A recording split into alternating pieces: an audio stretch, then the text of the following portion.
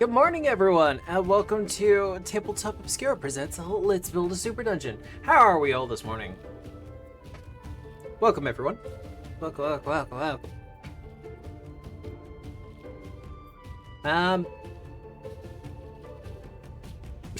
welcome, God. Every now and again, I get the thought of, maybe I should regret that putting the loggy emote up, but I never do. It's just so perfect. I love it. Now, for anyone who is just joining us or has never been to one of our Super Dungeon episodes, /sessions, /streams, I don't know. We are currently in the process of building a Super Dungeon, or kind of did Super Dungeon, where we are building one floor at a time from level 1 to 20 is the eventual plan, and every floor different theme, covering most of an entire level. 4 rooms are low difficulty, 4 rooms are moderate difficulty, with 2 rooms being severe for the moderate and for the mid-boss and the end of level boss.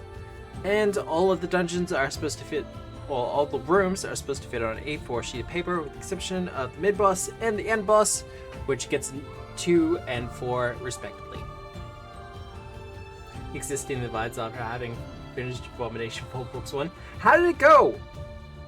How did it go? Also, sorry if the if my pirate accent slips in at all, because I've been listening to a lot of pirate music recently, strangely enough. They crushed the pile of worms.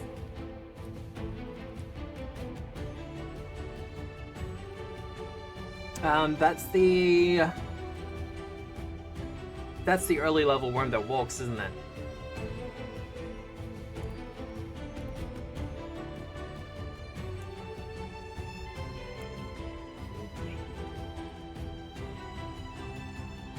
It was funny, the ones being failed their sense motive while the rest of the pirate were able to remember who Funk Polar was. Yeah.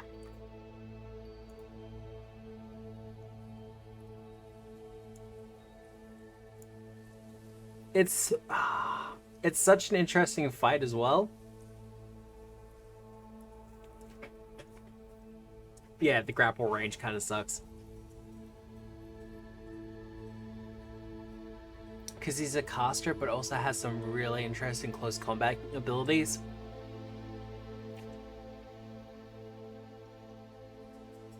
It's 11 long, so it should be 5/5. Where's my double doors?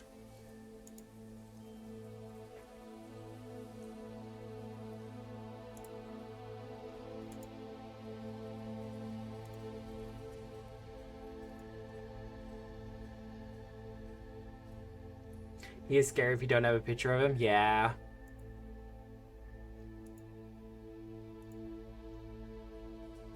Like there are easy ways to beat him, but like a lot of those like a lot of the severe encounters in Abomination Vaults, some of the best ways to handle it is to just open the door, throw a bunch of alchemist fire in, and then close the doors.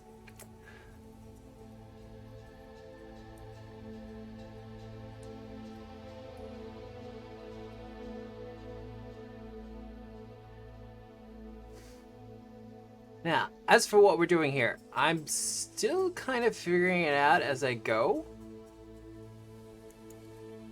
But our mansion doesn't have any bedrooms yet, so I'm thinking that's what we might be doing here.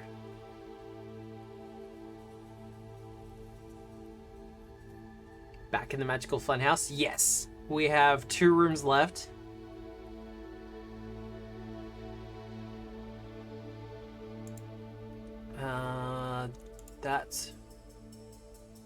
So we're gonna do up a couple of we're gonna do up like 4 bedrooms.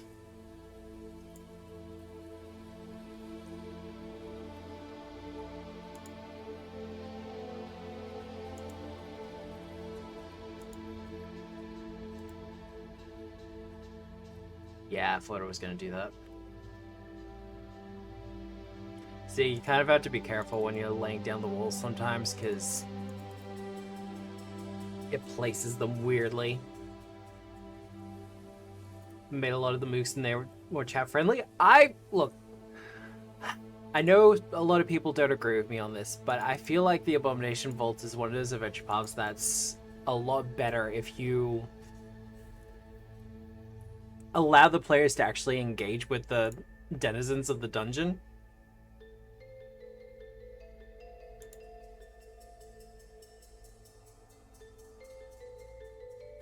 So funnily, the party befriended Eloros, the tattoo girl. Yeah, my party did as well.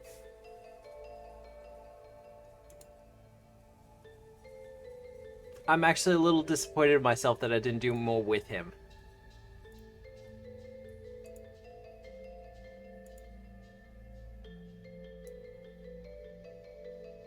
Also keeps the party from clearing the place like SWAT team. Exactly. And there's a lot of the subtext for the Abomination Vault is that it is its own living, breathing biome. It's its own place. There are people living there. And as much as it's touted as a... not just a super dungeon, but like just to kick in and deal with the place. Kick in the door, loot, steal, kill, that kind of thing. Now that I've actually finished it, and I'm having it in the rearview mirror, I'm considering more and more the fact that it really isn't. They've saved the 2 devils so far, befriended Ross, cowed the Mythlets, and befriended the serial killer werewolf. Yeah, it's just... the players consistently try to talk fights out of stabbing mooks. It's not really super by the book once blades are drawn, but I feel like I need to meet them in the middle when they try for it. Yeah, and I feel like there's plenty of encounters within the Abomination Vaults where your only option is fighting. You can't get around it, it's just the only option. And there are some fights that are also positioned in such a way as the players will pretty much be like, no, we want to beat the shit out of this guy. This guy's gonna get completely raffle stomped.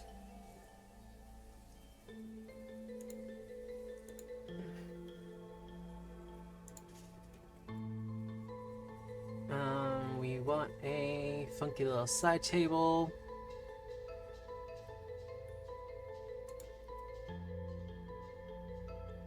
Is it okay for the undead monsters, the big bads, but some let you talk and then say, at the end, the monster attacks. So scratch out that last part? Yeah, no, absolutely.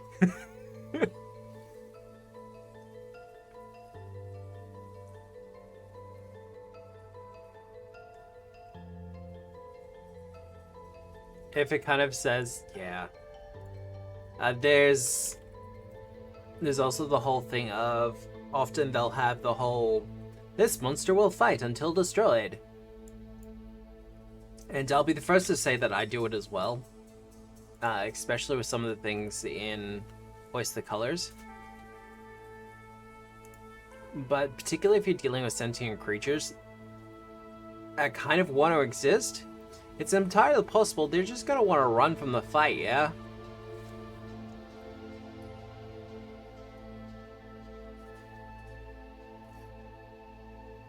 Running, pleading, etc. Do we have a color theme for this room yet? Not yet. Like green. For me, it depends on the monsters. Wish, sure. Deranged cultists, sure. Mythlets, the ones in the tavern, yeah.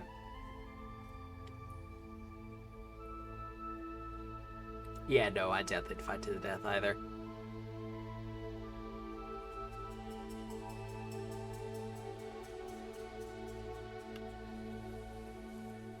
And there is a reason they do that kind of thing.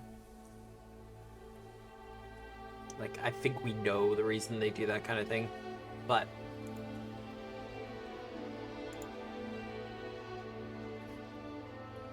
doesn't stop it from feeling bad.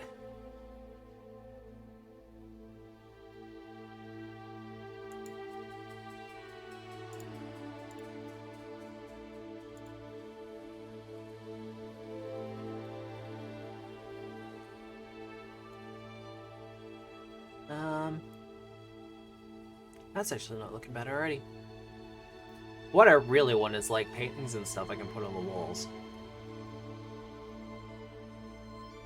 Yeah, if enemies ran back every time you get these crazy chain encounters, yeah.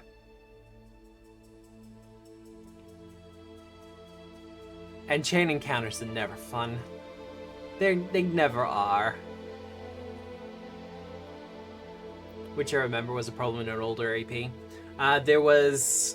It was a problem that happened in Pathfinder 1 a lot, because there were a lot of spells that caused, if they're frightened, then they're also fleeing.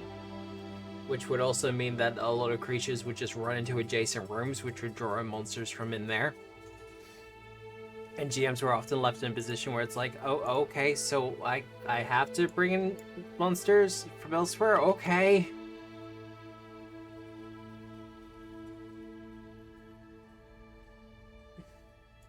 Which, once again, just kind of sucks for everyone.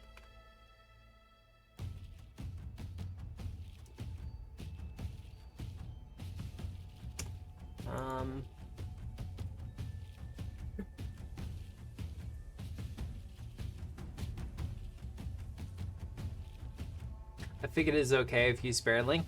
I think it's okay if you factor it into the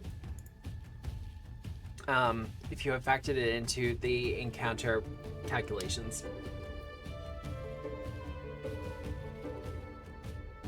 One of the subtle safety nets in Navy is the fact that many of the denizens are not actually friendly with each other and wouldn't run to each other's aid. Yeah, no, that's the thing.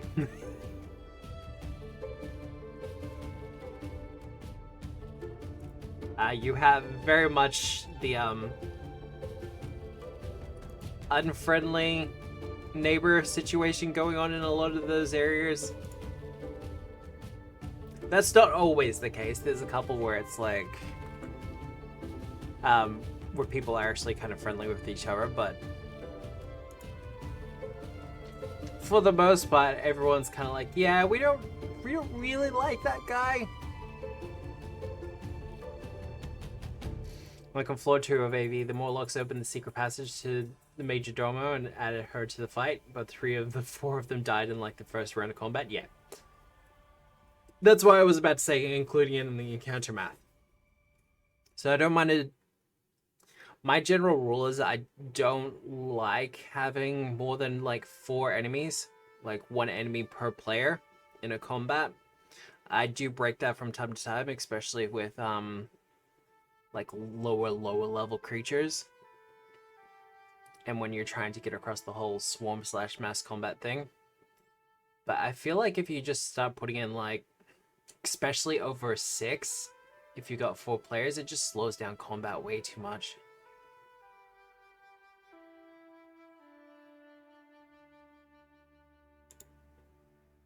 No, I want double beds. Well, that's double bed-ish.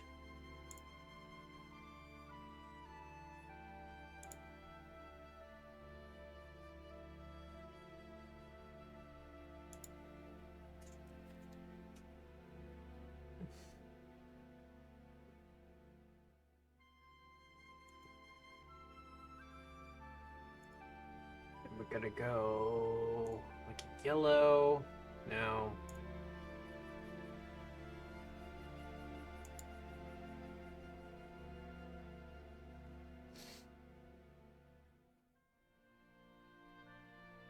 I mostly agree. Over 6 is just a lot. Yeah, I have done it. Agents of Edgewatch, I did is an encounter with a gang, and all of them have, they're a gang of alchemists, or at least they all have alchemy bombs.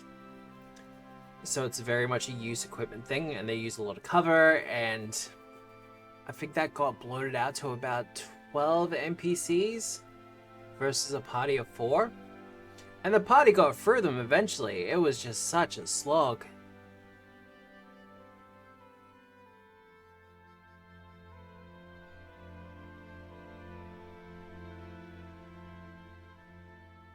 Now,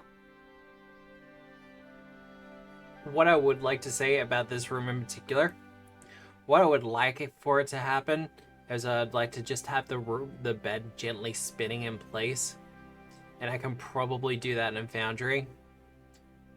So what I might do is just leave the bed off of it and see whether I can find a good replacement. I've only done it a few times, but it was very staggered reinforcements in that they only functioned during the fight as the first few enemies started dying. Yeah, I think that's the better way to do it. Like, set your... Be like, this is going to be a severe encounter. It's going to initially have 4 creatures. I'm going to add 1d4 creatures every round. Maximum of 6. Just set your rules for it to begin with.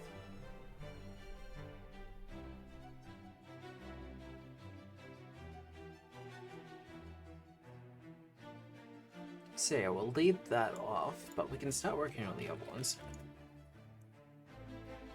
Actually, do I have a wardrobe? Wardrober!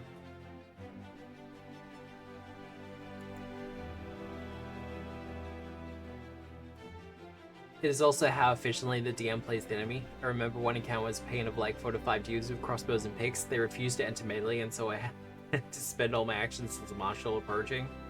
Immediately all range attacks, some X formation on me and hack away, yeah.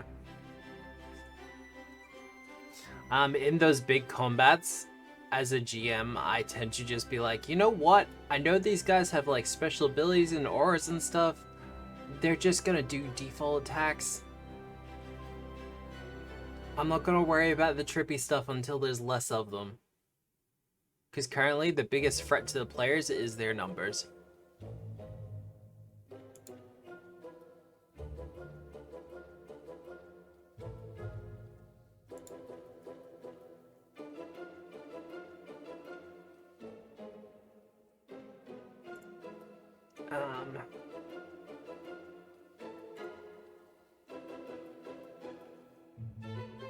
What are you? Wardrobe 1. This is a jaunty track.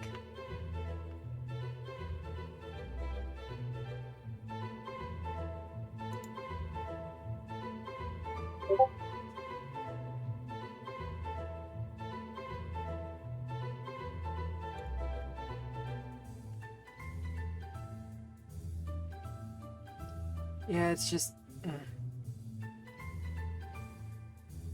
It's always the thing, yeah, when you finish out an adventure path or a campaign, you immediately start going for the, well, I could have done this better, and this differently.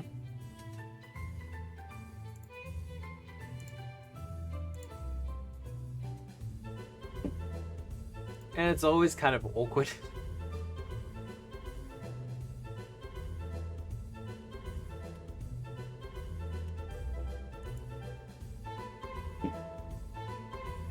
The power of enemy spellcasters swings exponentially depending on how easy it is for the pirate to get to them. And even small move tokens can influence that a lot, yeah. I'm trying to, as a GM, I'm trying to reformat a lot of the encounters that they go in. So there's more than just the one type of creature. And there's kind of a level balance that goes into that as well, but I do want to start adding more spellcasters to the mix.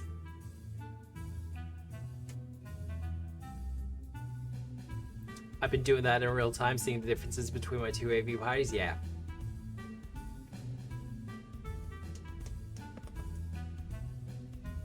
And as always, that's the other thing. Because different parties will play differently. They'll have different approaches to everything, and... What is side table? Where's my side tables? End table. I'll do for that.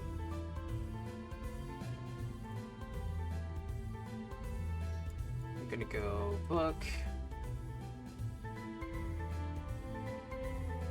Oh, I did the thing.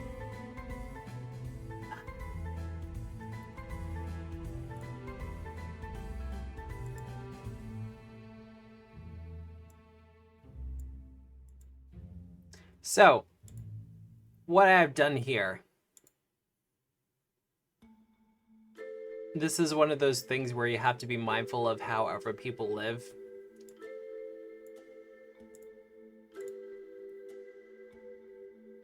I have a double bed, and I have it pressed against the wall. But most people don't actually do that.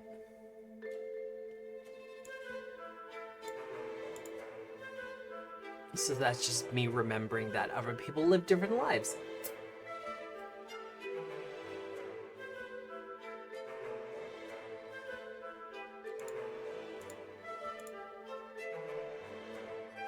Now, books.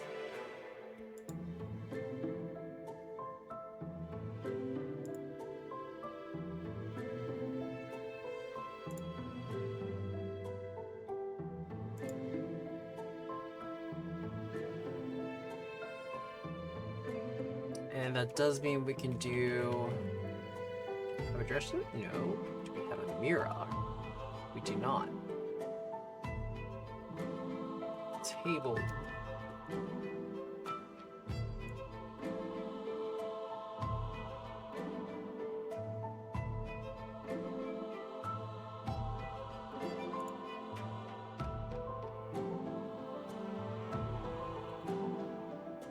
I also keep forgetting to turn the shadows back on, which you know is super fun.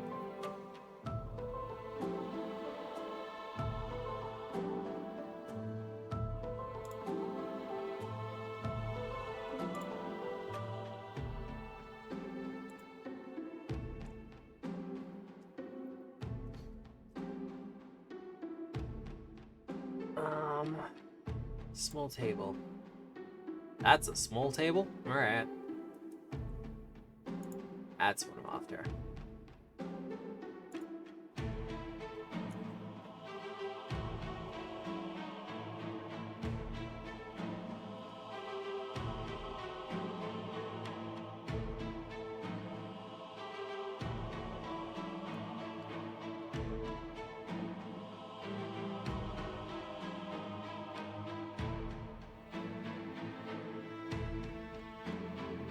Alright. What do I have for pillows? I do have options.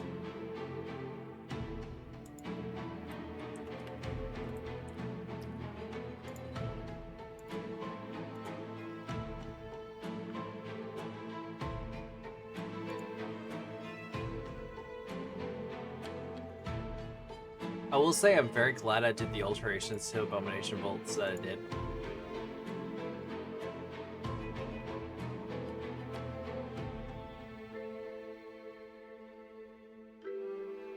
Like decentralizing Otari as the place and the focal point for the campaign was also pretty good. And I'm finding, just talking to other people, that I'm not the only one who did it.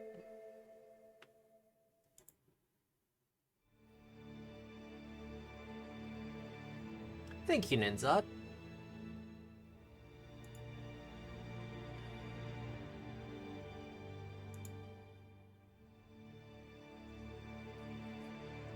I think both are cool, but depends on how your party was built. Yeah, no, absolutely. And published AP should always be used as a guide point, not taken word for word.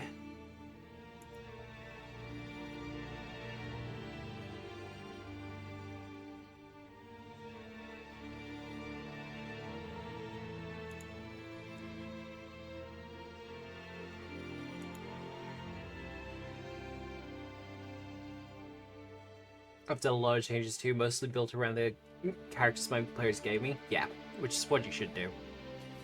I've liked Atari being part of it with a group that are a Cleric of Dawnflower, Ren's friend, and the Mayor's daughter, plus the sad local Gravekeeper. And if they have a lot of grounding to Atari, it makes a lot more sense. But particularly with my party, it was a case of a guy, Harry had just blown in and was day laboring as a lumberjack. Eider was, well, Eider, Um,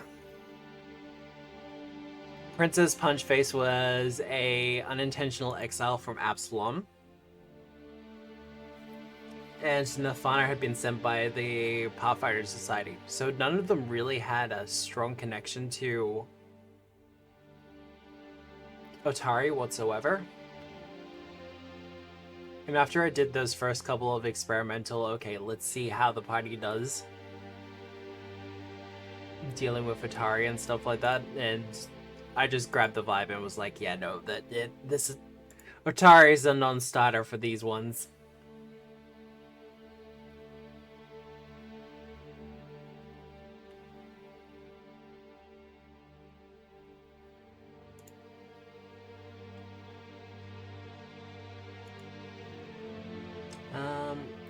Kind of wish that I had more creased pillows. Will do.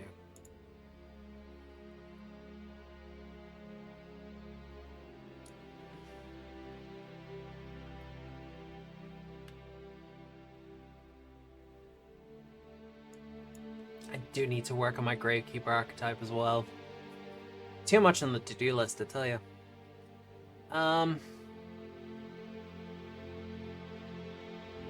We're gonna move on to a different room just because I'm getting annoyed with that one.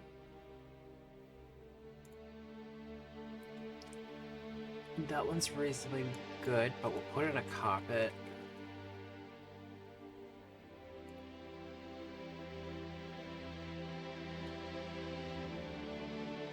Yeah, I fell with my other group where they barely interact with Atari besides as a place to drink and rest, yeah. Most of their interactions are with the allies they've made in the vault, yeah. And that's the kind of point where you can turn around and be like, okay, so everyone's just moving to the Abomination Vaults, it's fine. Golden Light Keep is home and hearth. I made the ambitious sell of not giving my players any parameters at all for what character to build so they could do exactly what caught their fancy. It was their first time trying the system, but it meant I had to do a good bit of work making hooks that would keep them in the Doom Dungeon, yeah. And look, I think one of the best parts of Abomination Vaults is that they did do a lot of work to make sure that there were plenty of plot hooks to keep people interested in it regardless.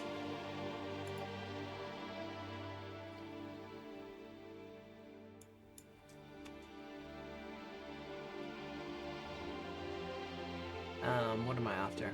I am after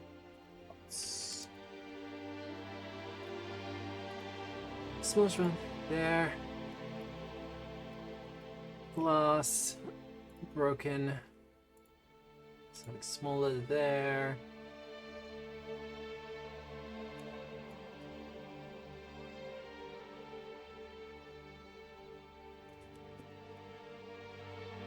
I'm just trying to think. Chest. Wait, I know what to do.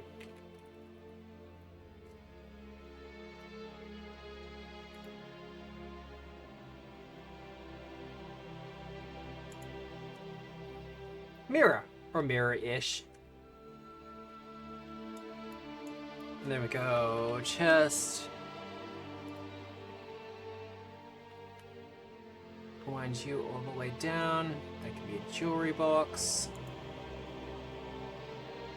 One thing is, one PC is a changeling, so it presented the devil deeper down as a prospect for saving them from their calling. Yeah. That is... I have a couple of regrets of AV, and one of them is I didn't do more with Eurevian.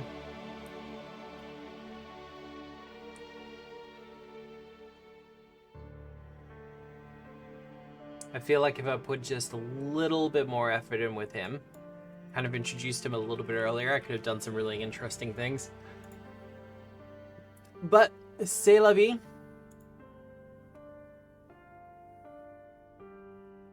Lessons learned. And every time I run one of these, I learn more. I develop more.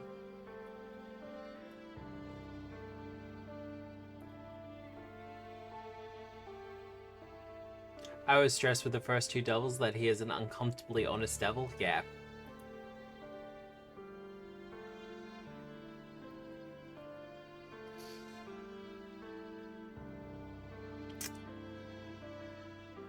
I'm honestly thinking that bedroom's done.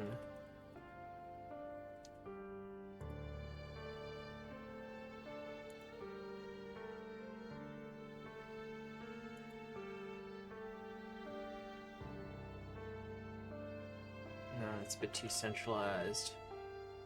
There we go.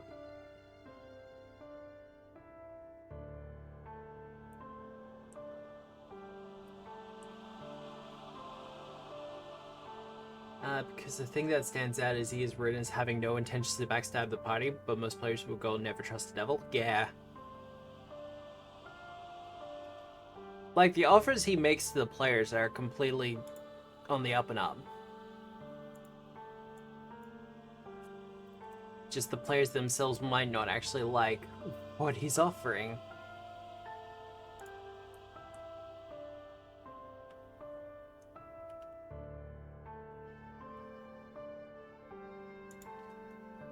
And I feel like there's some interesting interactions that could happen with certain players and certain styles of things.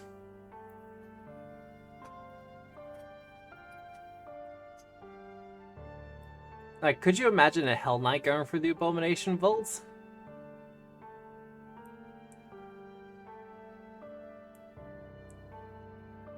That would be buck wild.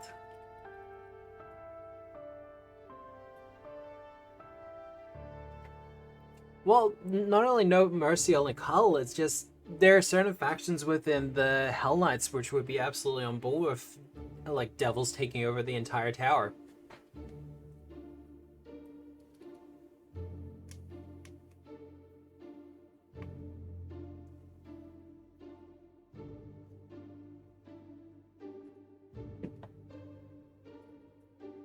Can't trust Belcora, she's an unknown quantity.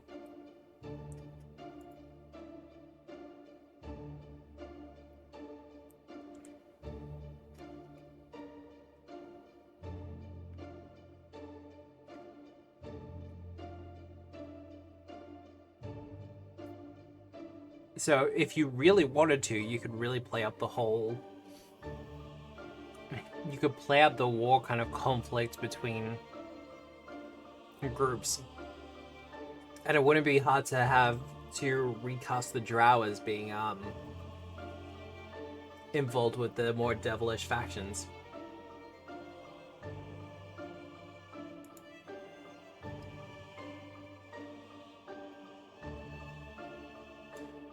Do I have a lamp? I have a camp.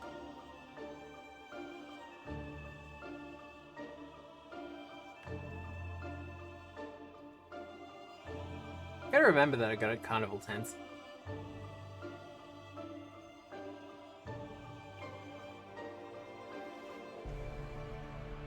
Well, it's one of the things that's discussed in Abomination Vaults, but they don't go into a lot of details. And it's the fact that there's kind of this... Belcora is looking for war. Like, she wants to attack Absalom, she wants to destroy Absalom.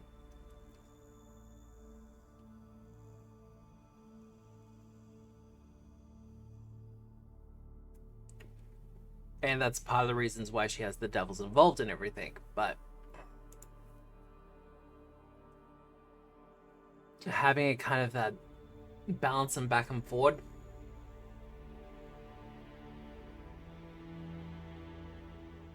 But you probably want some kind of excuse that can limit how much help European would invest. Well... yes and no. Because remember, from the perspective of a devil, particularly one such as Eurevian, who's a contract devil, the players, the adventurers, they're an unknown quantity to him. So it's not so much that he would limit his powers because his powers are limited. It would just be like, I see you as an investment. I'm going to give you this much to start with. If you prove yourself, then I'll give you more.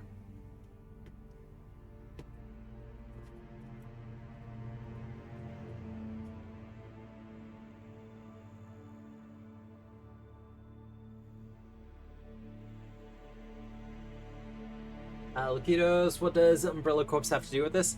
I'm not honestly sure. Though I did have an idea once upon a time when Lost World came out of a kind of anti-undead strike force that would just take out specific targets within the Whispering Tyrant's armies. I thought that was a cool idea.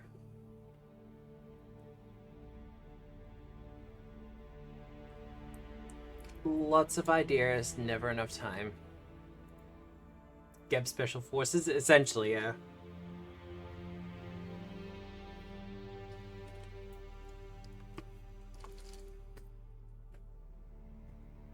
Like, I do like the idea of,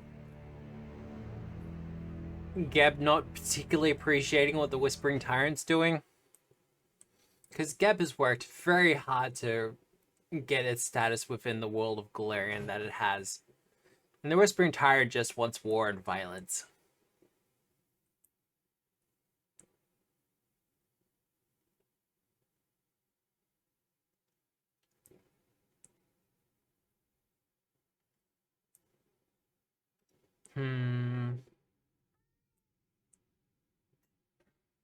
Hey, bud. Alright, let's find some broken stuff.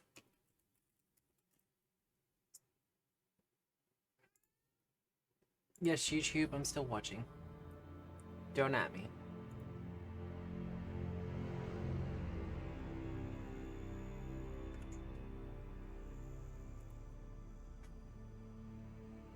I was actually talking to someone on... I was talking to Panzer on Blue Sky earlier today about map making software and how I have a tendency to bounce off a lot of them. And if you're looking at doing stuff for like commercial for selling and stuff like that, your problems just kind of grow and increase. And they're like, yeah, no, that's absolutely a thing. Because you're limited by asset packs and you could probably dress up some Sagathi group as a very Umbrella Corp-like entity. I think that's what might they be doing with the Shadowlands post remaster. Because with the Drow being pushed to the sidelines, the flesh warping stuff is probably going to go to the Sagathi a lot more. And for those who are not aware, the Sagathi are a aberrant tentacle-like creatures that have really attached themselves to the art of flesh warping.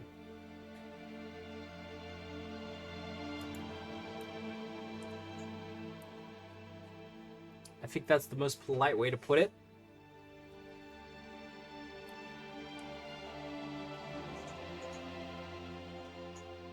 No, I don't want to use broken totems. Well, they're going to be putting more of a focus on the Serpent Folk for the Shadowlands. But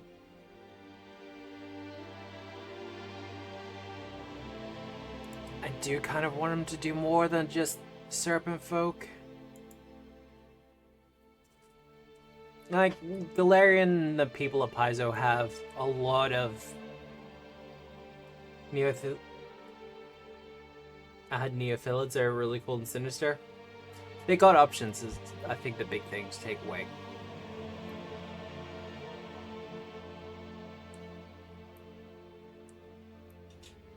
And I know there's been a bunch of people who are like, oh, I'm gonna miss X creature and Y creature, and it's like, there's so many... Once you take away the defaults, it gives you the chance to expand on the ones that don't necessarily get as much attention as they're due.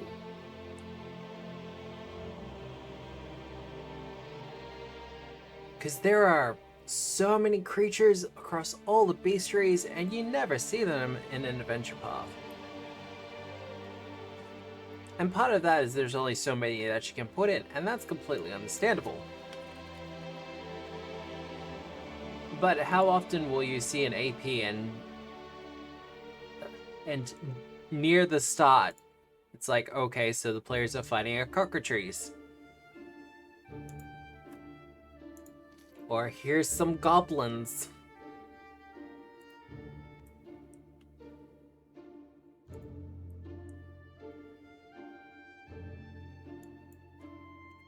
Blood.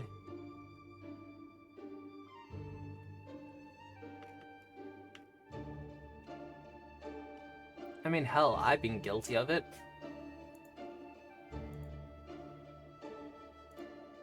We want something. There we go.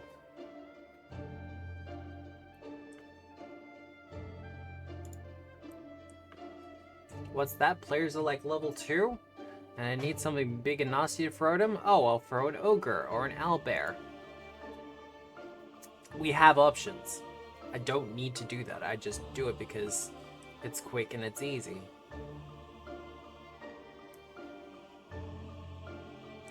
It's one of the things I'm really trying to do with Hoist the Colors, is I'm trying to open the variety of creatures that the players are going up against.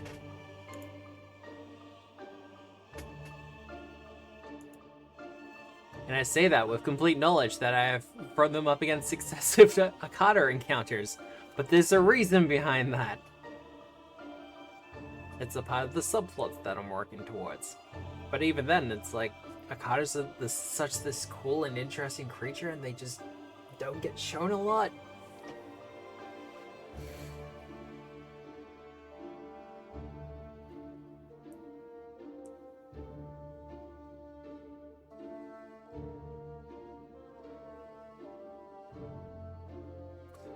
Maybe Saint is a name for the team's sacred anti-dead instant neutralizing team. That's so bad!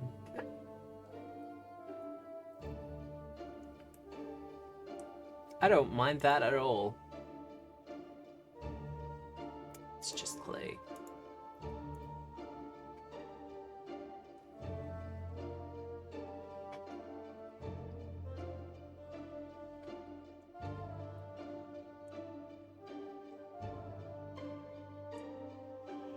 Just write up a series of scenarios, like one-shots, involving the adventures of Saint.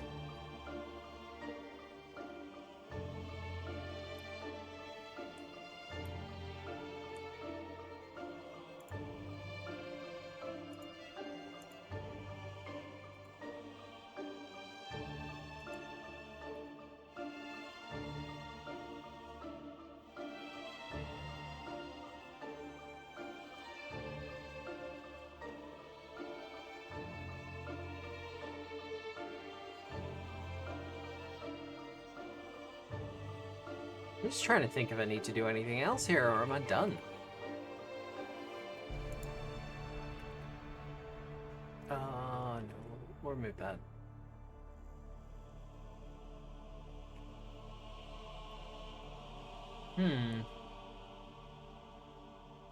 Some people want to get past level 1 as soon as possible and constantly regretting all the awesome low-level creatures that will never get used just because there's not enough accounts for them all. Yeah. You definitely see a priority placed on the 1 to 10 bracket for monsters and stuff like that. And that's fair enough, because anecdotally speaking, and also slightly statistically speaking, most adventures will end around the 10 mark. Especially if you're starting from level 1. And that's not due to the system, particularly with Pathfinder 2, that's just due to people. People don't intend to, it's just life gets in the way. And it's a big commitment, especially if you're playing weekly. I'm amazed I get to play as consistently as I do.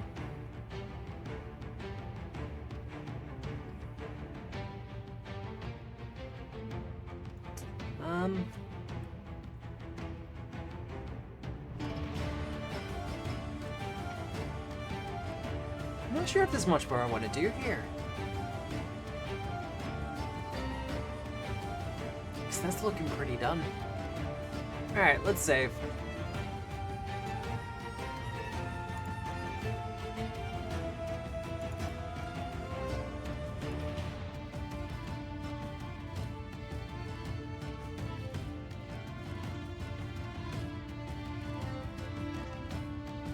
Um, Lucky house, bedrooms.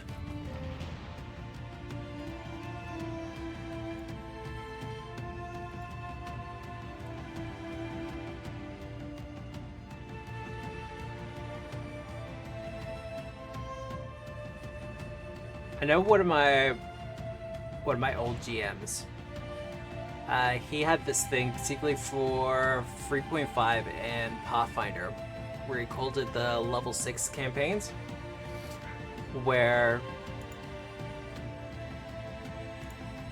the players specifically would not go past level 6.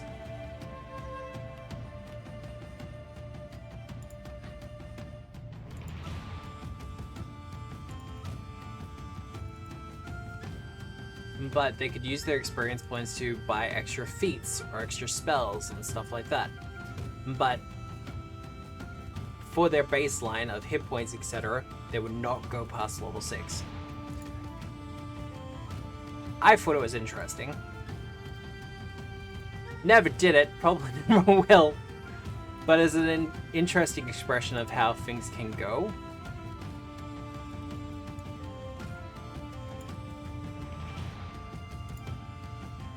Alright.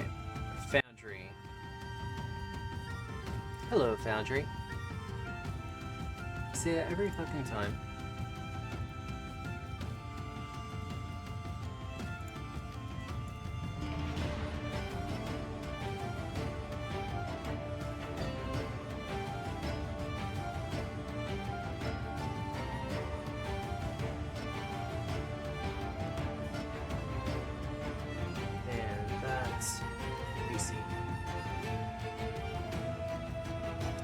That might be worth considering for a big open world setup. Yeah, like... it's the same with anything, yeah. It's just things to consider later on.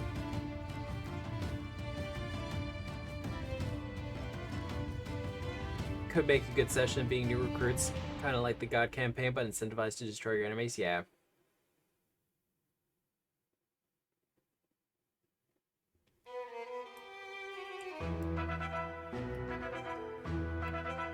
Creatures, moderate, level 4. Could make a good session being a recruit, yeah. It would work really well if you're trying to use this stuff from Lost Wolf.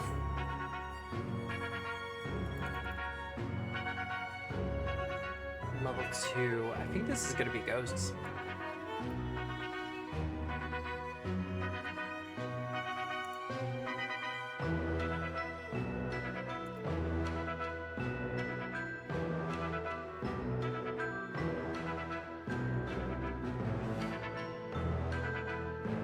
Goes to level 4.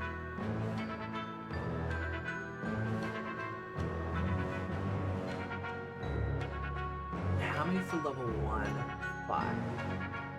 Potentially 8 for 0.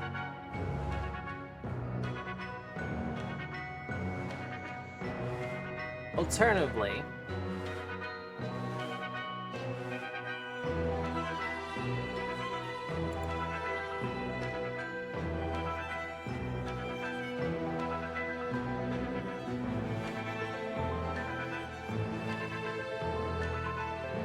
yeah, that work. 2 level 3s and a level 2.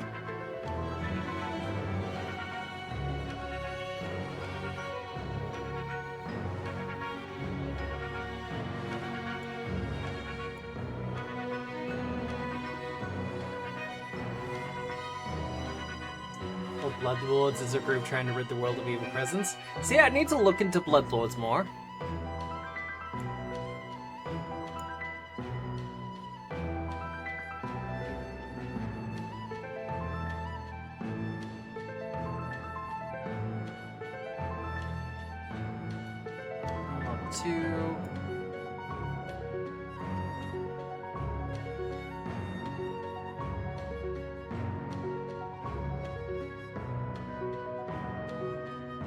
Do want to see something though.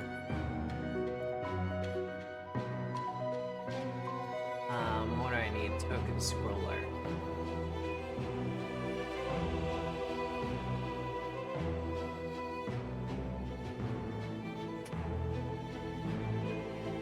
Tell scroll.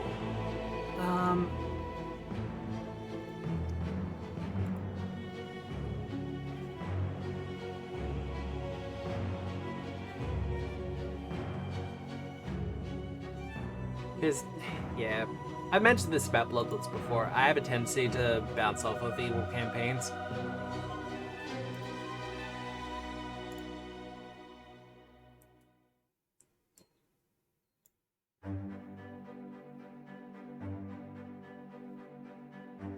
What's the monster I'm using here? I'm using monsters from Battle Zoo Beastry Strange and Unusual.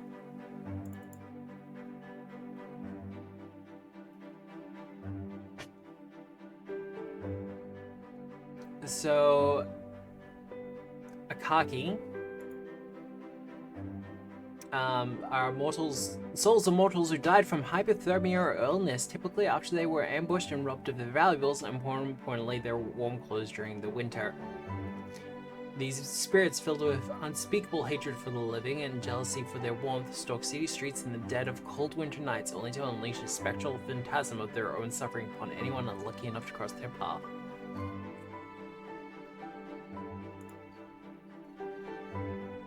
Steel coat.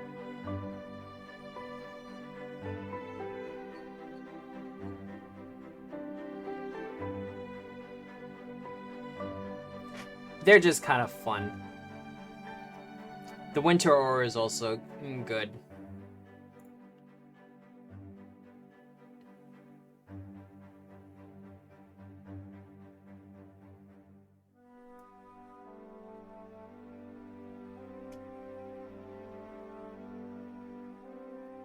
Oh, but that would take a bit of homebrew being the Bloodlords villains during the campaign from the other side. Well, it wouldn't be the first time Paizo's done something like that.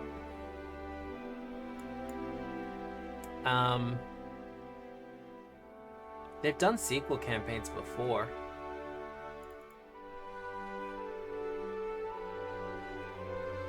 And abandoned. Yep. Cool.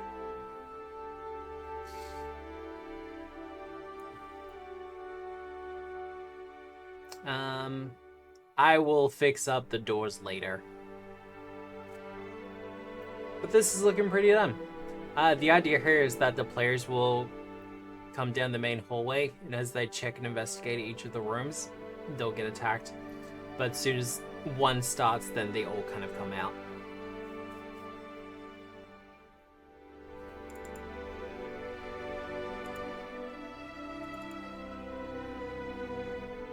And our ghosts here can just go for the walls, but the abandoned will have to go through themselves.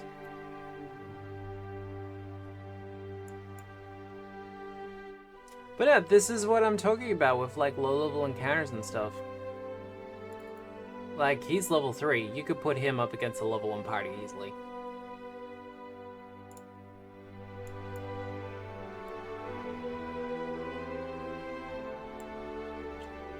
Alright, well. And we go back to Dungeon Draft.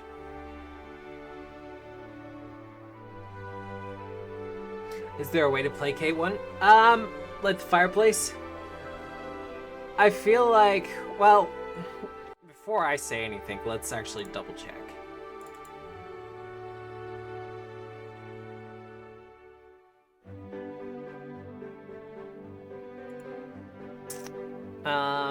Cold comfort city dwellers share rumors about how to survive. Whenever the chill of winter approaches, some say dropping a door wearing winter clothing will distract one, while others say the smell of roasted marshmallows repels them, or that fire will slow down in approaching. Nobody is actually sure as to why. To date, none of this advice has actually worked. See, that sucks.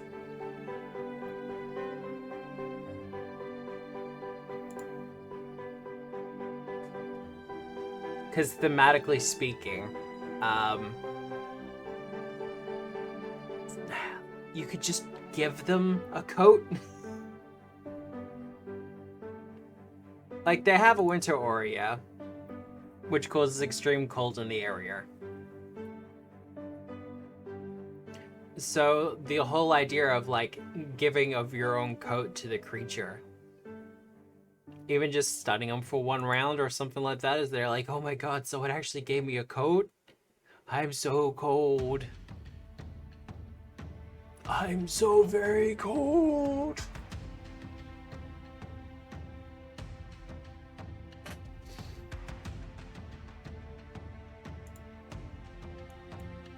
And once again, going back to Abomination Vaults, a lot of those ghostly encounters can be countered by just solving whatever issue they have.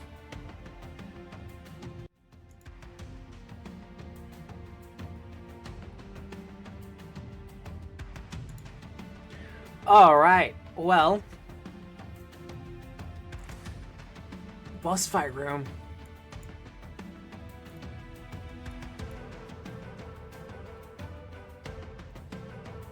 $22, 16. Let's go.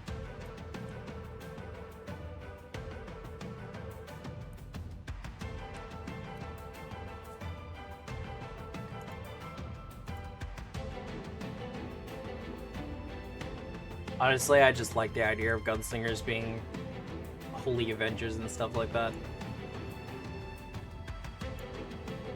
I hope they bring back the Holy Gun Champion, I really do. Although Warm Marshmallows is a good drop on a failed recall knowledge check. Yes, Ninzad, I would follow that up by making sure that, they had, like, marshmallows in amongst their rations, though. Even as a kind of narrative hand wave.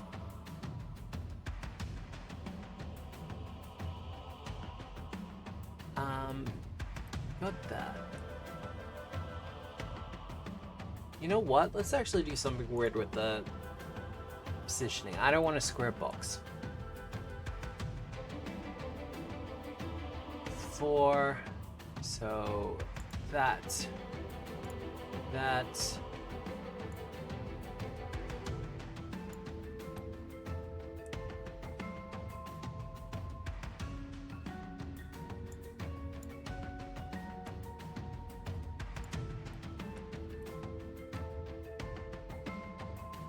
1, 2, 3, 4.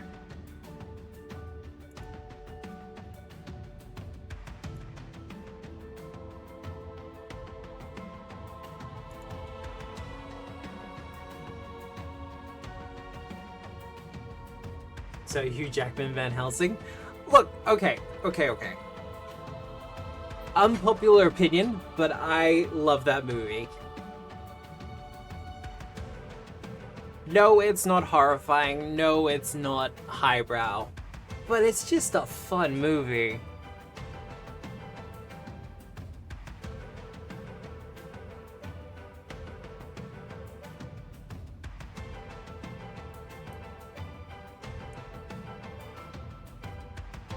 Hugh Jackman has a way of making things work. Yeah, right! Like, I'm Australian, so I'm obviously biased. But I feel like so many of these action movies need to be a little bit less serious about themselves.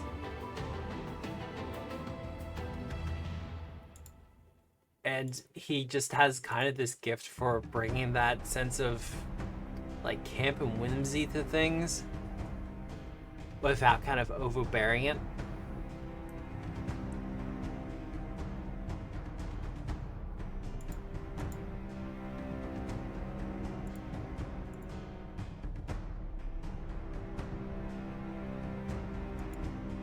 Nope, we want stained glass.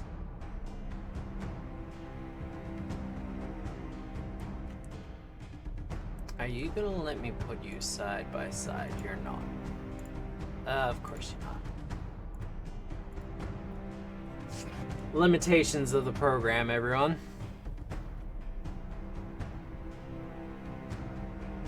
See, I never saw nine in a museum. Any of them.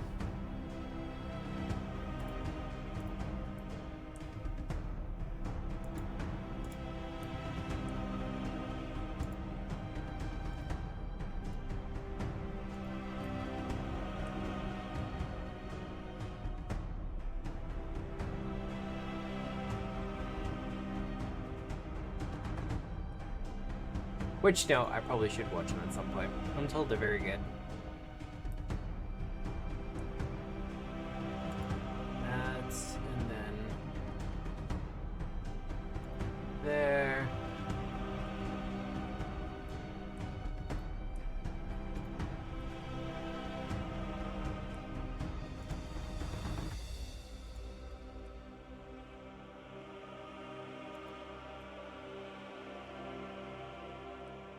Alright, we've got a baseline room. I just need the doors.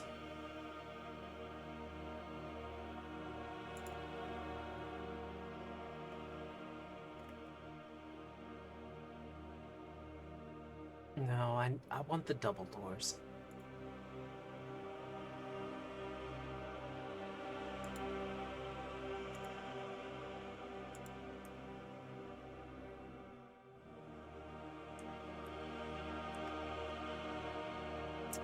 It's an even base. So we gotta go that.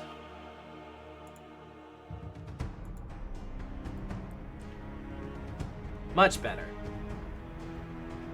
Yeah, and 2 makes a joke about if he had his claws, he would be wrecking them. Well, he's not wrong, is he?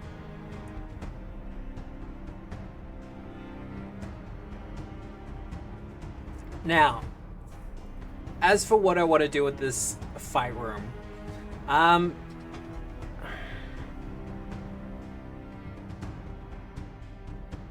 kind of want to evoke the feeling of an attic maze. I was playing Final Fantasy VII Remaster recently. So many remasters in my life right now.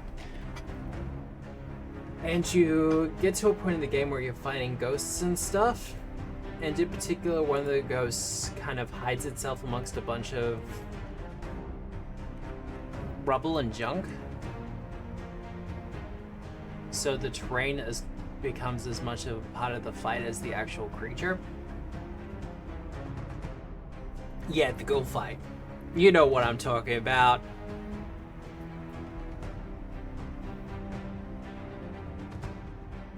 So as painful as this is gonna be,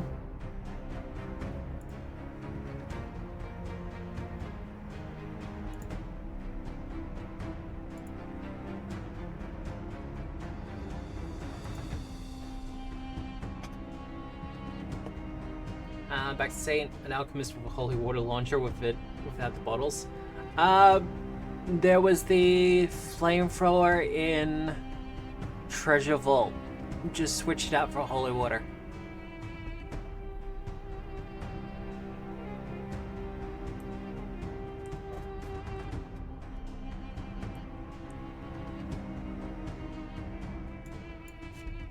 And we go wardrobe. Speaking of things I hope they do in the remaster, I hope they actually have leveled holy water.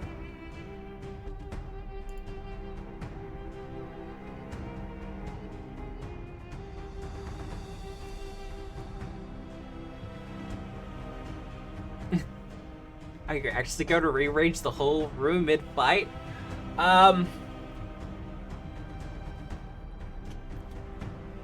Yes and no.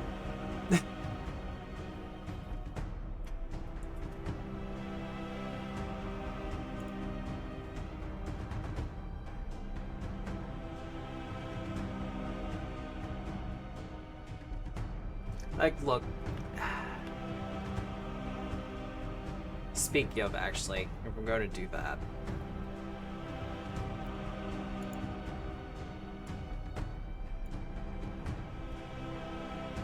We need to prioritize things that will, in fact, be static.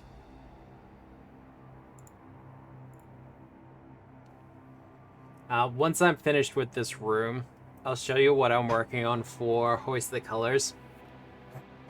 And just give you zero context.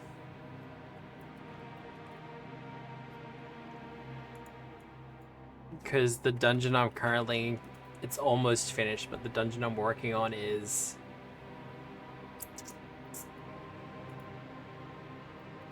Like, I know people are gonna look at it and go, Matt, what the fuck, man?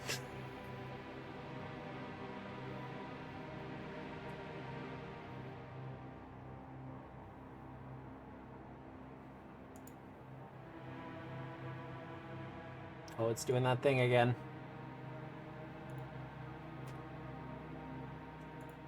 Objects that alter that.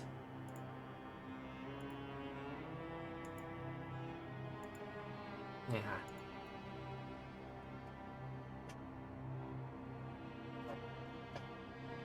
Yeah, no, for real. I get that from my players a lot.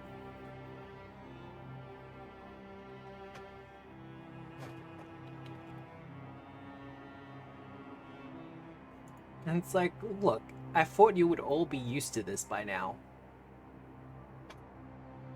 You have played with me a couple of times. Yes, you're going to be having a ship fight on a pool of lava. You knew it would come to this. And if you didn't, well, that's your own fault.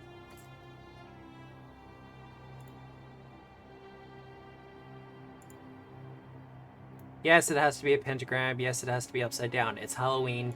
Deal with it.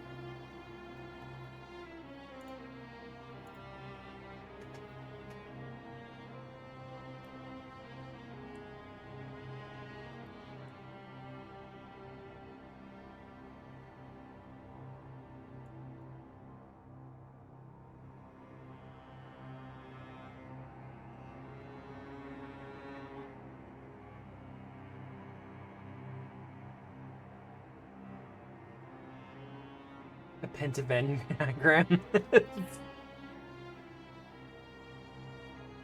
Well, this triangle represents the people who represent this group, and this one represents that one.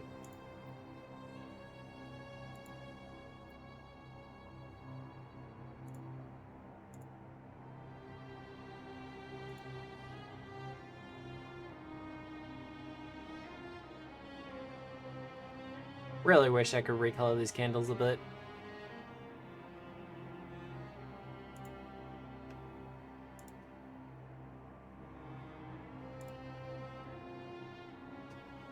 Shrink that down a bit. That. Then we're gonna go to the sploots.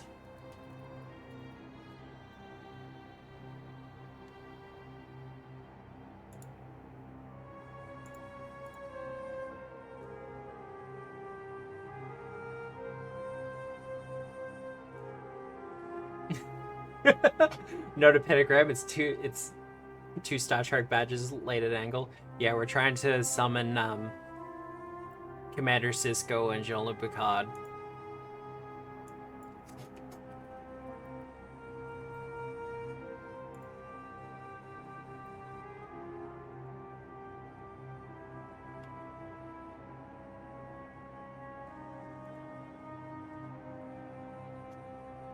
Also, just quietly, we're getting Alchemy is getting in all the Mephitis, the company that's picking up the IPs like Fallout and stuff like that. They're bringing Fallout's coming to Alchemy. I think Star Trek is also coming to Alchemy. If they do, oh man, I would absolutely run a Star Trek campaign.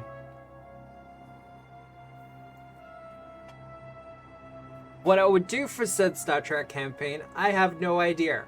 But if I had enough players who were actually legitimately interested in it, I would absolutely be down for it.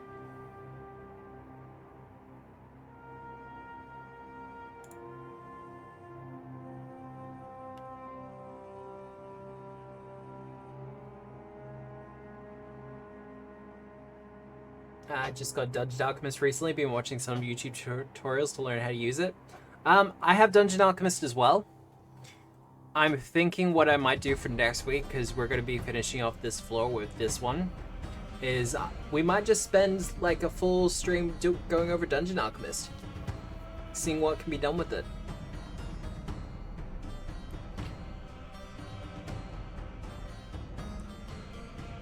Because at the moment it's either, for me, it's Dungeon Draft is my top one. Dungeon Alchemist is second for map making, and probably Incarnate's third. Yeah, Dungeon Alchemist is a...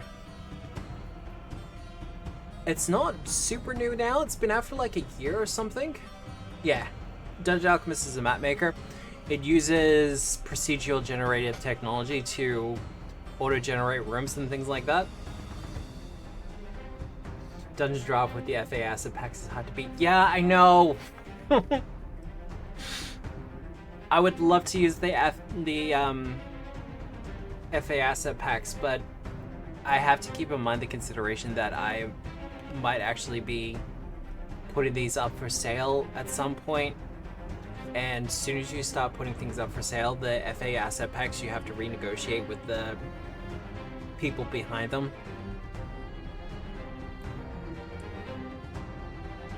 And there's extra payment processes and stuff like that involved.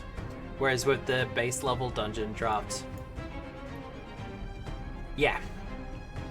If I was doing all of this and it was just for like little personal games and stuff like that,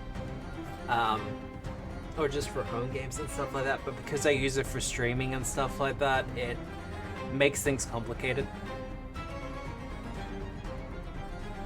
What do I want?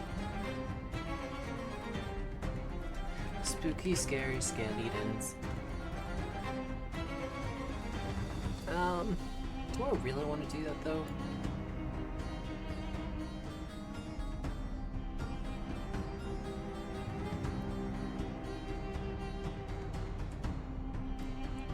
I need to do something more with this base up here, but I'm not sure what yet. So, books.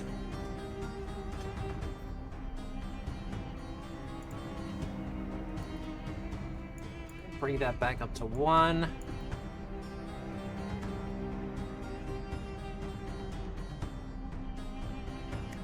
I have had a little bit of a fiddle with Dungeon Alchemist, trying to do like grave crypts and stuff like that. I'm in the Hijinks Discord server has a unofficial Pathfinder Society thing. The GM who's running that, Jules, is actually really good. They're running it for American and Australian time zones, but she's also kind of refixing and redoing some of the older scenarios, bringing them up into Pathfinder 2. But she's also updating a bunch of the maps, and she's using Dungeon Alchemist for it. We did a stone cathedral last night that was done in Dungeon Alchemist. God, it looks good.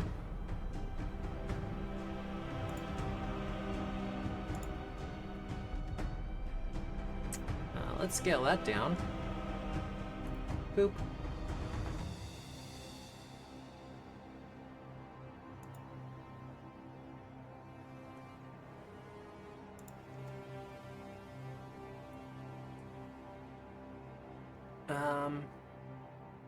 Do I have a coffin? Oh, beautiful.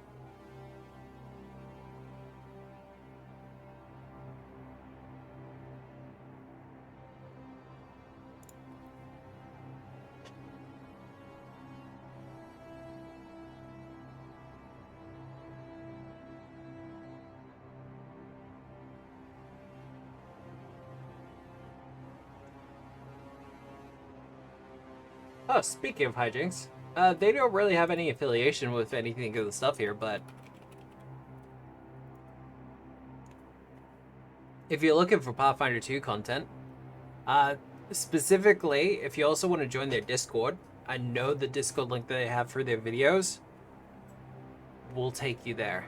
And like I said, they're running like a full Pathfinder 2 society, unofficial, so they're using like the third-party products, stuff that I've worked on with Sinclair's.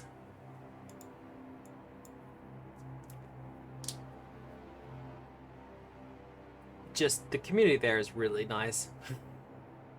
And their content's really great as well. Considering time, I still got a little bit left.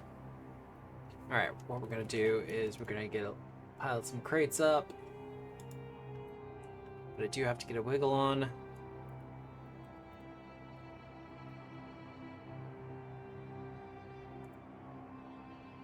That. That. I'm gonna have an empty crate, scale it down.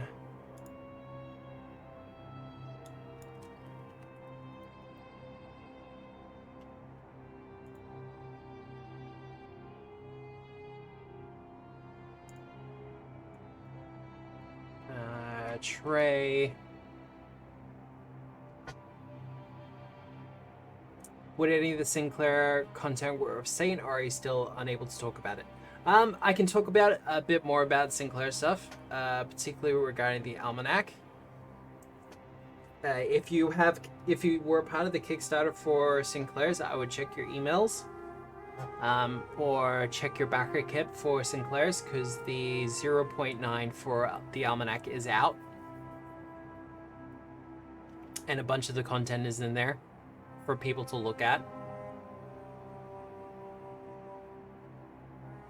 I wanted a tray. But as for working for something like Saint, where it's like anti-undead, some of the Vitamancy stuff, like we have things where you can use your own vital essence to make objects and items. That could be trippy with working with the undead or fighting against the undead. Tray. Knife's good. What do you have there?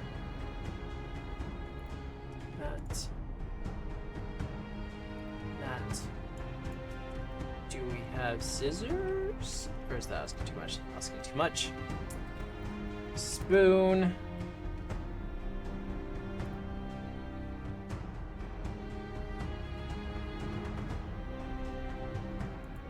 Also, probably the consuming curse stuff, thinking about it.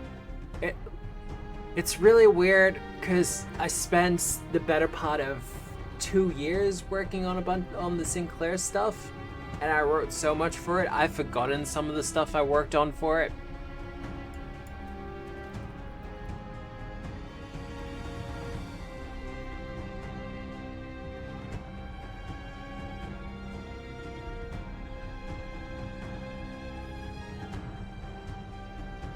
And I have forgotten some of the stuff that I put in there. Like, I was reading through it the other night, I was like, oh, that's actually a really cool feat. Who wrote that? Oh, that was me. Shit. Not intentionally just tooting my own horn there, but just...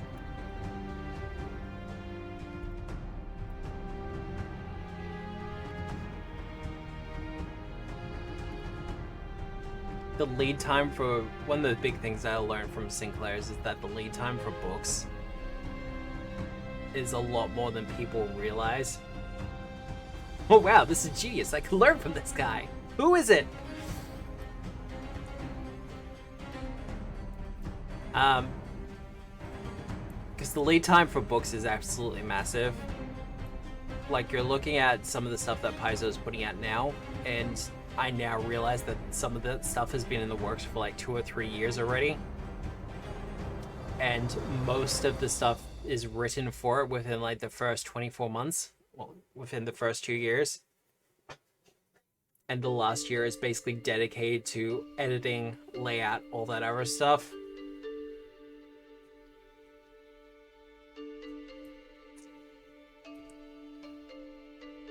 Yeah, I think that's good for it.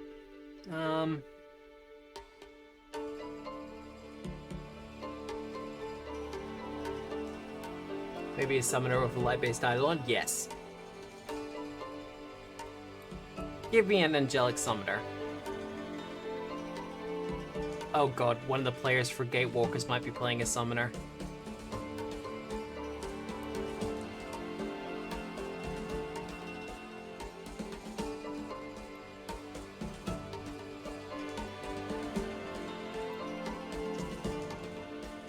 Summoner is sick. I have so many concerns because I know the player.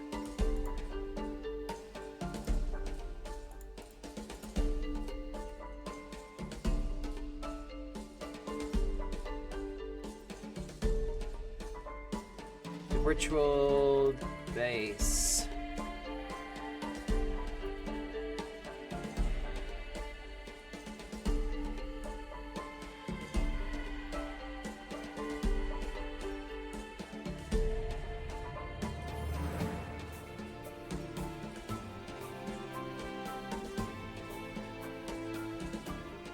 Yep. And then we're gonna export it, PNG.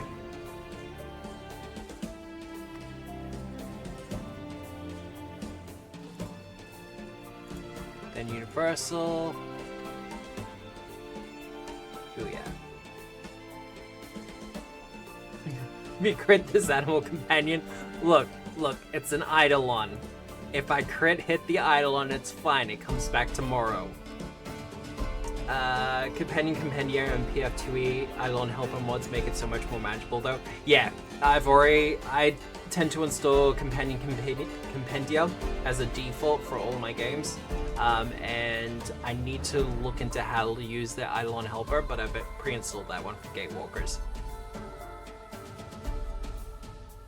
Just because I have the art for the summoner, and it's like, oh, okay, I see what you're doing here.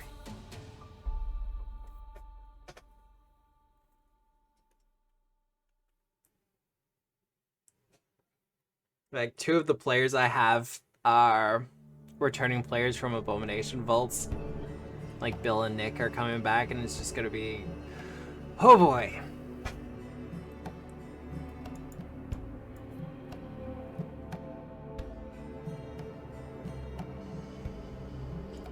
I think Bill's actually hinted at a couple of things he wants to do with his new character, and it's just,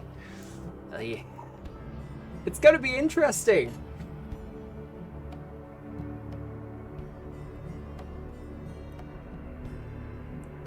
My group is just starting on level 4 of Abomination Vaults.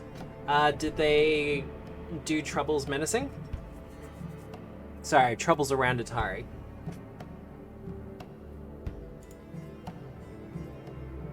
Actually, we want to extend that out to about the 4 area.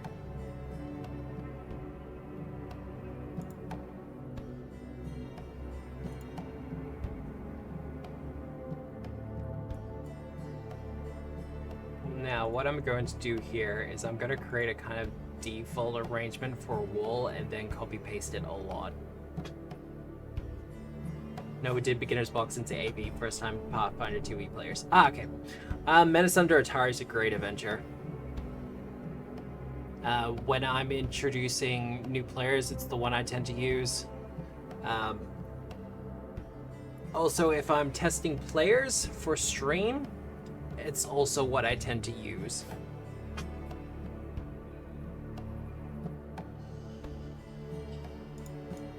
That said, I'm the first one to say I would really love it if we had enough one.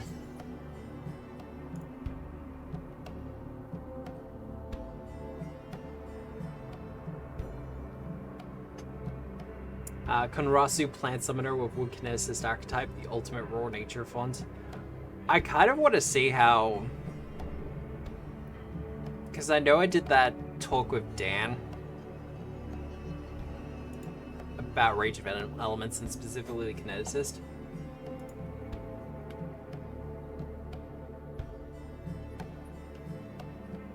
I kind of want to keep these into the square. But I need to look at the multi-class archetype more for the Kineticist. Let's give me a chest.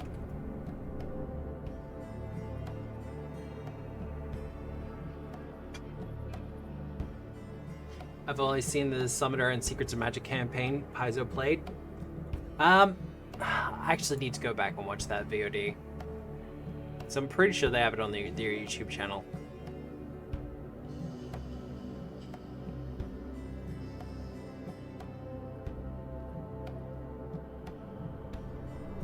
But then, as terrible as this sounds, I actually really struggle watching people's actual plays. I need to get more into it. There is a couple that I watch. Narrative Declarations is usually on my to-watch list. They do have it? Awesome. Because I watched,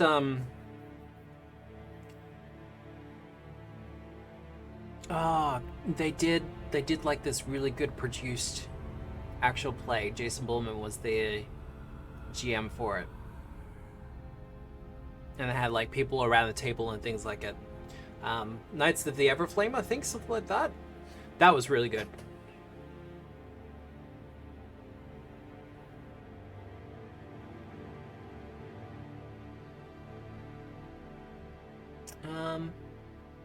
See, now I've positioned it like that. I don't like it. So what we're gonna do...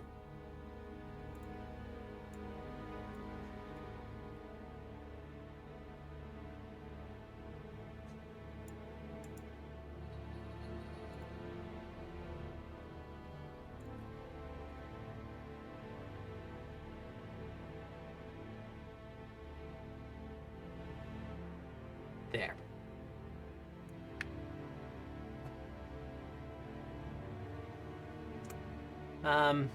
Oblivion outfit is good. The one they did during the pandemic was also good.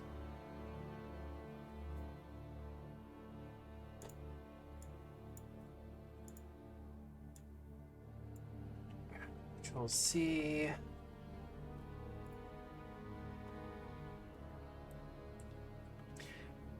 Now, this is going to look very repetitive very quickly, but I'm trying to figure out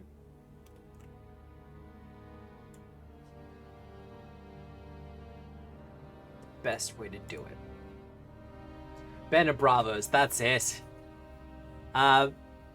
Lorne Bonds, like the player who played Lorne Bonds in that one. He's Zoran the Bear, who runs Narrative Declaration now.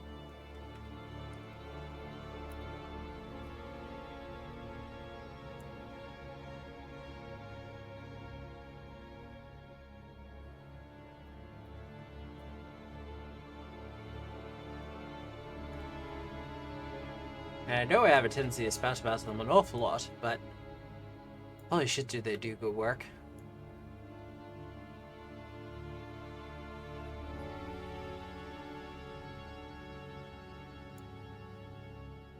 I need to zoom in a little bit so I actually have a good idea. Because I'm currently eyeballing the distances for things at the moment.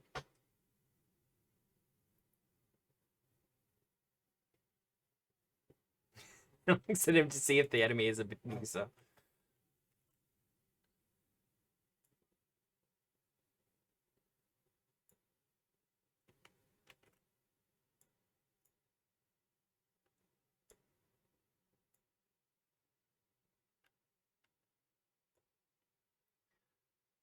Now, like I said before, this is going to look very repetitive to begin with, but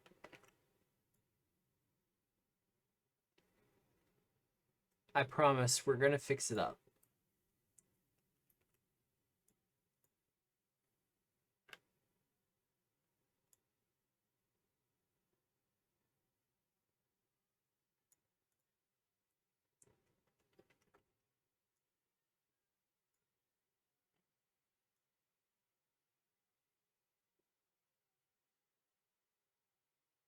I'm patient. I'm glad. I believe YouTube is asking me that question again.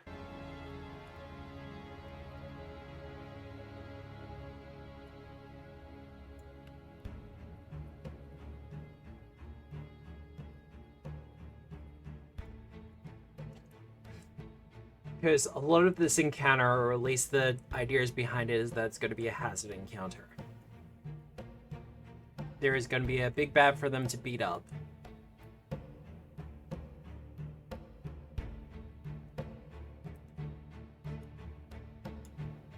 But they're also going to be harrowed, shall we say.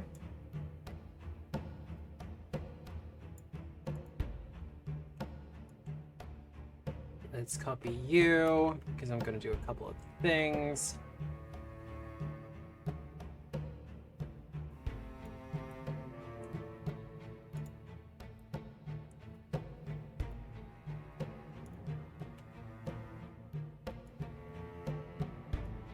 Because I was playing Celeste the other day, and they had this section of the game where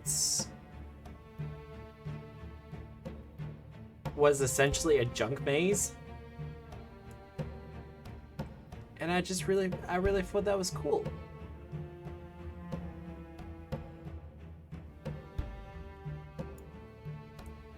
And I didn't really walk in expecting to do this, but here we are.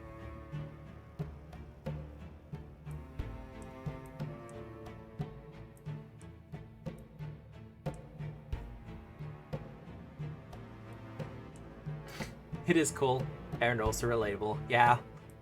Look, I think everyone has seen this kind of room at some point in their existence.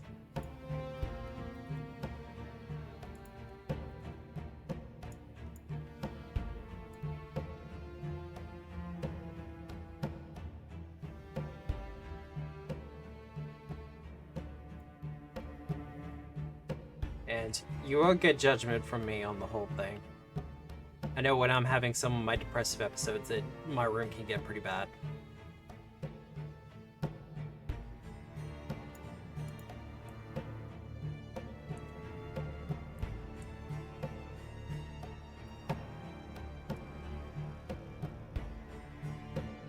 Alright.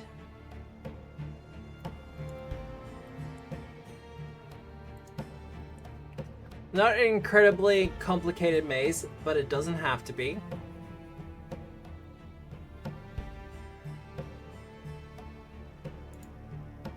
Now, as always, everybody, this is where we bring in the depth. We go wardrobe. Thank you.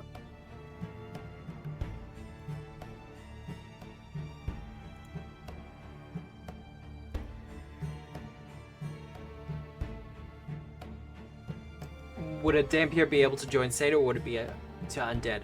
I would let a Dampier join Saint. Monsters hunting monsters is a very common theme for that kind of thing. To actually walk this would be an intense strat action sync. So my plan for this is that it's going to be a phased encounter.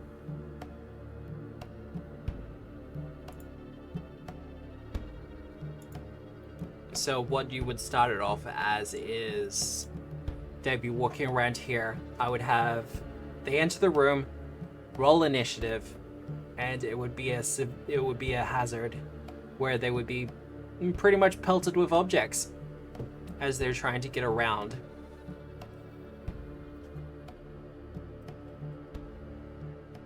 Reflex saves, etc.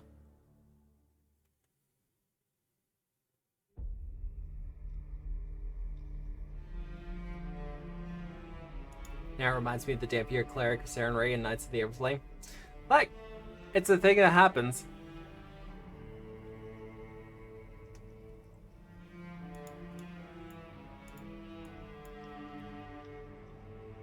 If we're talking Sinclair stuff, you can use the Consuming Curse of Lycanthropy.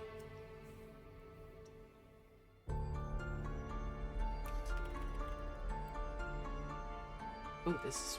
I like this.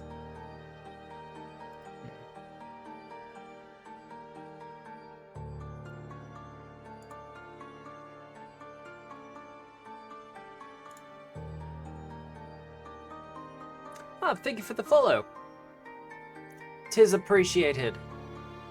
I mostly do TTRPG content. I run 2 actual plays a week. 7 p.m. on Sundays would usually be where we're running Abomination Vaults, but that's actually finished now. We had our finale Sunday just passed. But I also run Hoist the Colors, which is a homebrew pirate campaign. And that's on Saturdays, 5:30 Australian Eastern Standard Time. But that should be on the Twitch schedule as well.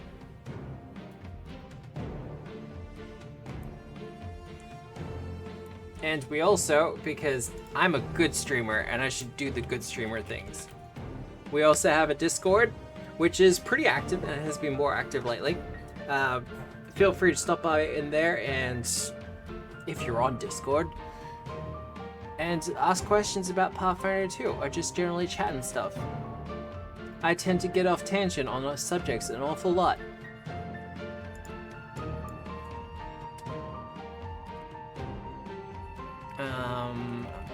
How about we just look up wood and see what I can find?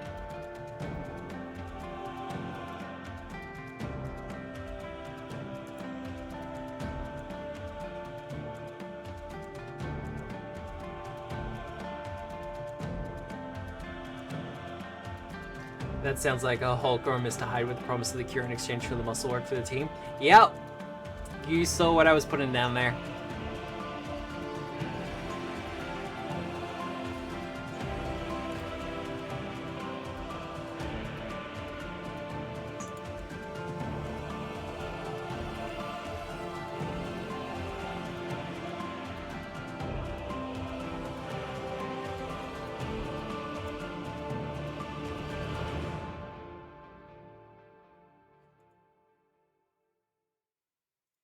Corner tables to represent corners.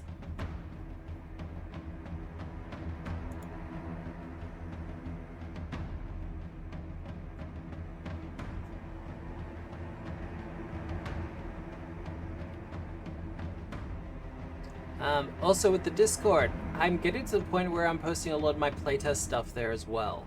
So for the stuff that I'm working on as personal projects, I want to start posting there on the Discord more often. I know recently I posted the first playtest for the Hoist the Colors bestiary. And things got a little bit spicy. But I got some really good feedback about it.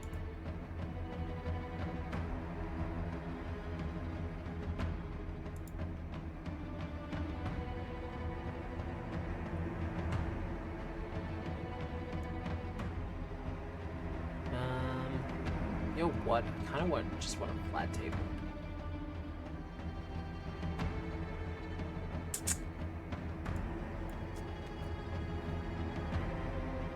Cleric seems too obvious. Oh, Thaumaturge. You hunting undead? Can't go past a form.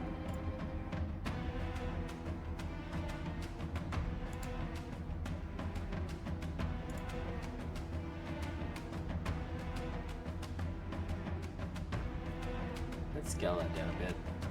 That. Up again.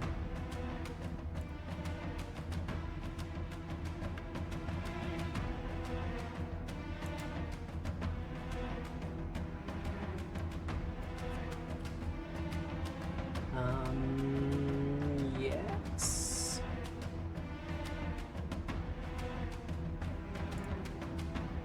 Let's find the crates again.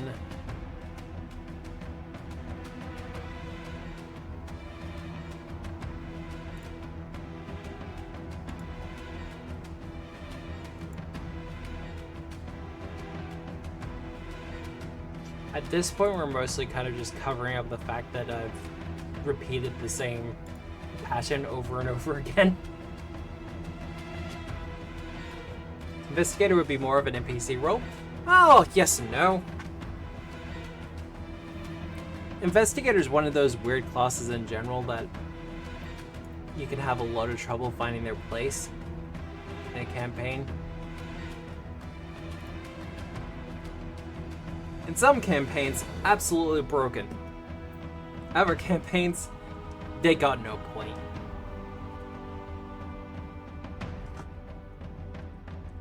Like an investigator in Outlaws of Alkenstar, for instance, forget it.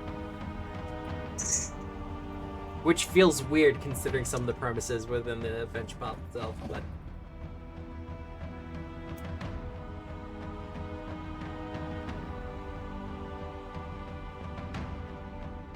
that.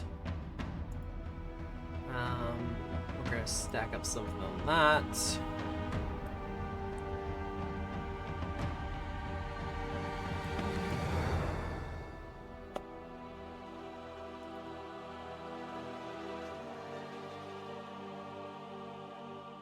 Forget it is good or bad for that campaign. Yeah. I'm a big fan of steampunk, so I just kind of felt like Outlaws would have been better if they leaned more into the steampunk aspects of it.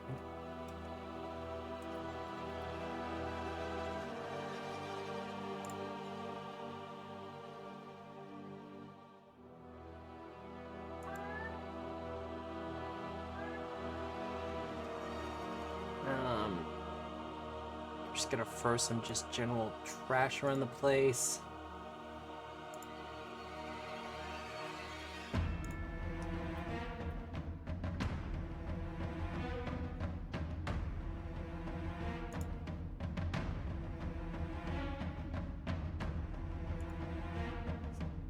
buddy.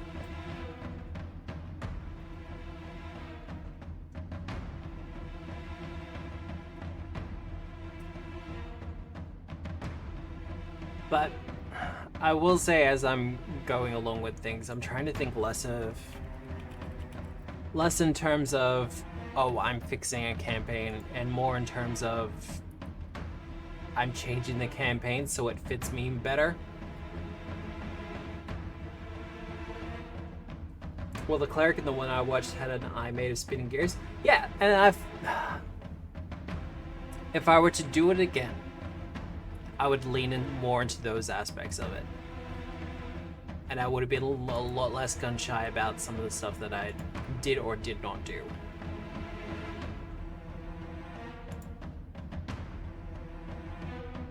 Exactly. So I'm trying to think less in aspects of, you know, I am fixing this to more, I'm changing this to suit my needs. And what works better for my players.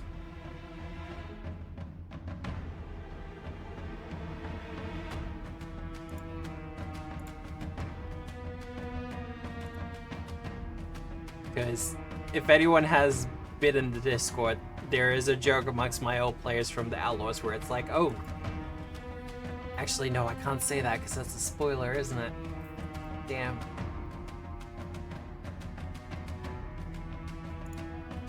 But yeah, there were some story beats that were built into the campaign that were not very well received.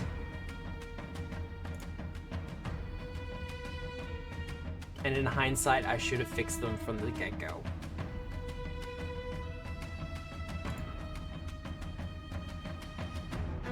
As a Wild Arms fan, I'd probably be inclined to do less in the city, more stuff moving around. Well, I did a tweet ages ago, and I was like, after finishing Outlaws of Alkenstar, I'm done with Outlaws. Like, I'm done with the adventure. But I'm not done with Alkenstar. And I maintain that. The map that they have for the Mana Wastes is fantastic and has all these little story hooks in there, but there's no extra details attached to them, and you could do so much with it. Like, when I first decided I was going to run the campaign, I had this idea rolling around in my head of Alkenstar assembling a... what would equate out to a train system, like a technological / magical train system to run from Alkenstar all the way through the Mana Wastes to the coast. And there would also be like the idea would also to be establish a line between Geb and Nyx. And I had that idea in my head, and I was like, no, I'm going to stick closer to the adventure path. And I'm kicking myself to this day that I did not do it.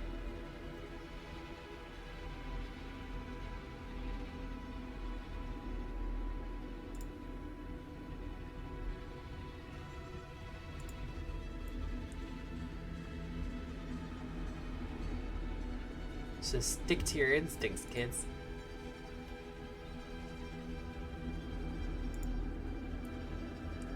Alright, I think that's done for the base level of what I want to do.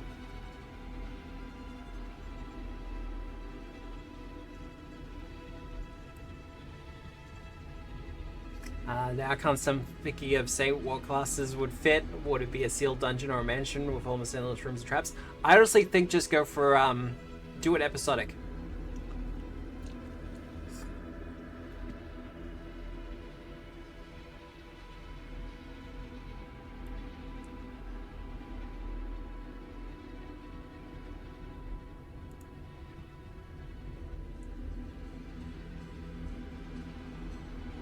And we got wardrobes. Now it's starting to bother me.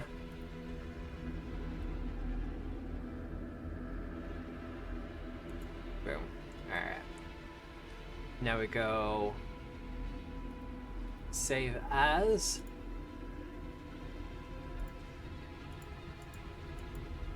We're going to be saving this the same, but instead we're going to be having it as a maze.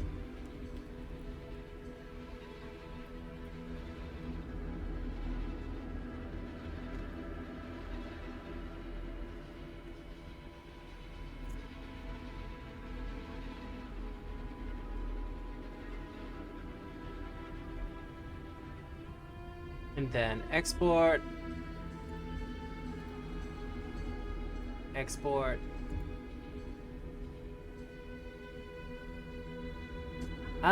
From what you have told me about Locutus, about the same idea, I would say mostly undead, because there is a lot of breadth and a lot of creatures you can use with undead. But throwing other creatures in there is always an interesting thing.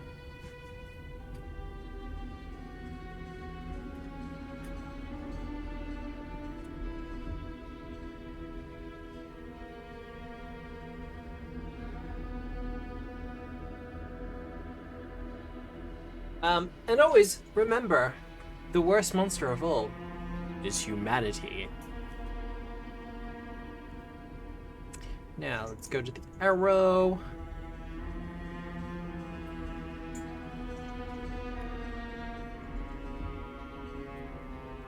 Actually, first things first. Let's grab that. Then, we're going to highlight all the things.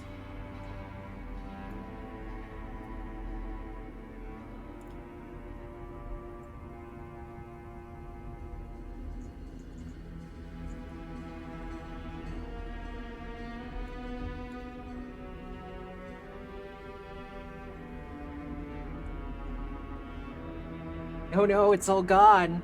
That's okay, I saved it.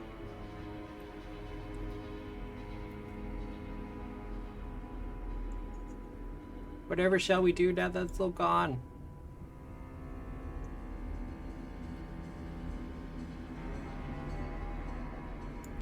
The answer is fun stuff.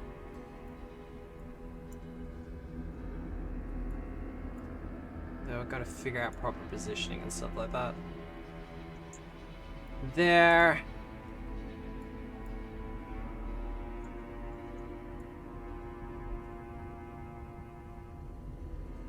Because ideally, by this point, the players have seen so much of this wooden furniture stuff, it's just fallen to the background to them.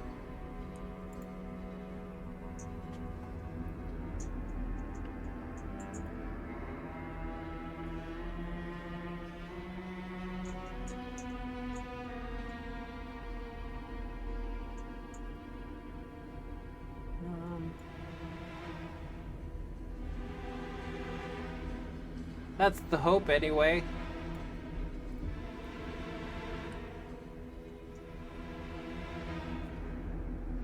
Since humanity creates most of the undead. Yeah.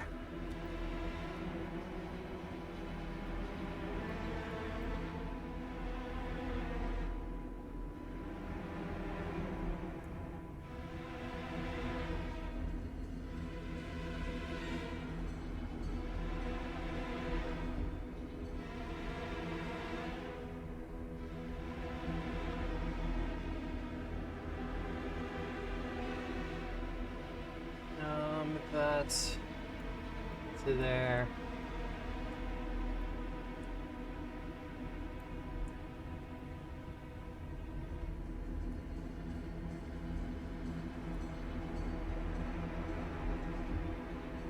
Oh, wonder how a steampunk proton pack would look.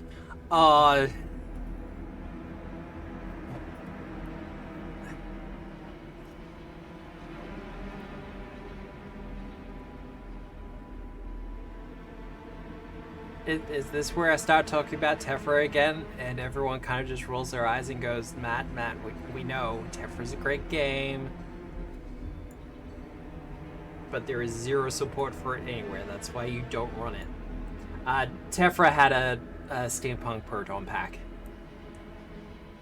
One of the additional things, one of the splat books for it was all about ether.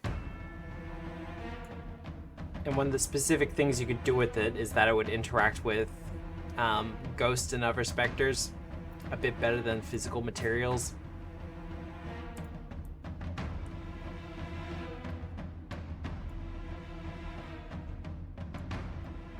I'm actually kind of good with it being there.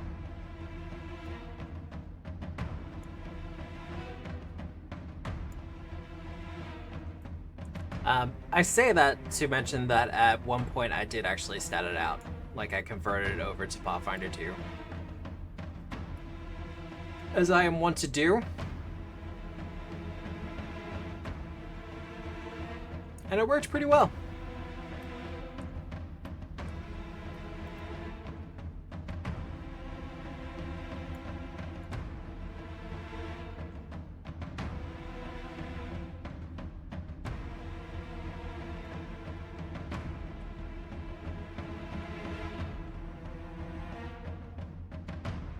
And it's there.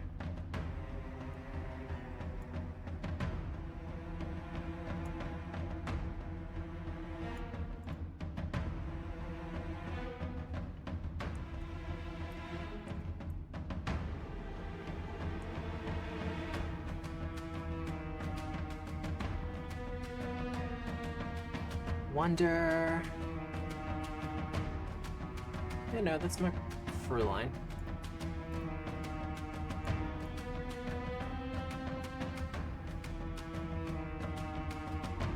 Would the pack be more of a gunslinger ranger thing? I had it as a standard weapon thing. There was an archetype you could pick up that gave you access to it. And in that way, it worked similar to that of the inventor.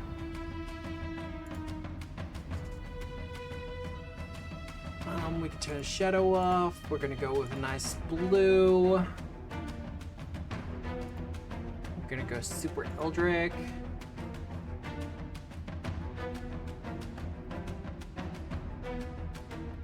I'm gonna make that fucker as big as we can.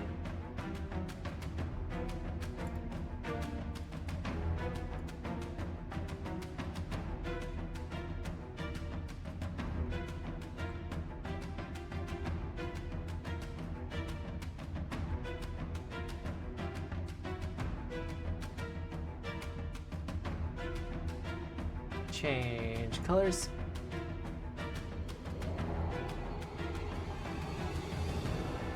Now, theoretically, what I should be doing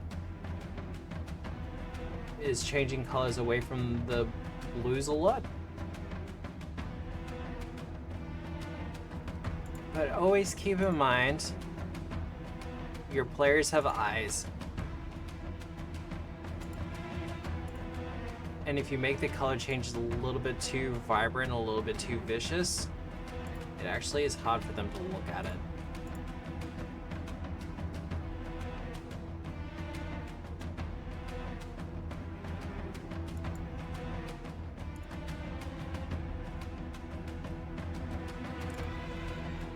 Just a little something to keep in mind.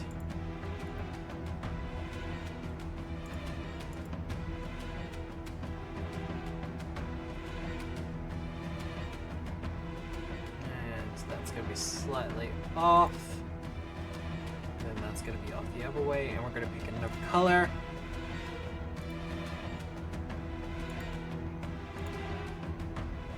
Two clearing. That gray's good.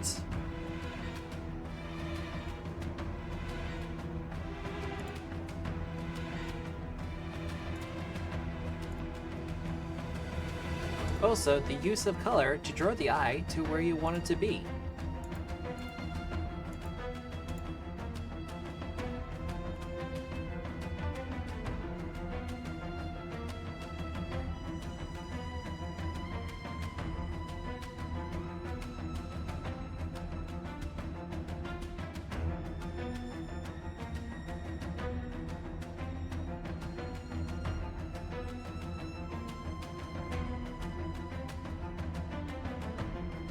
All right. Now we go save as.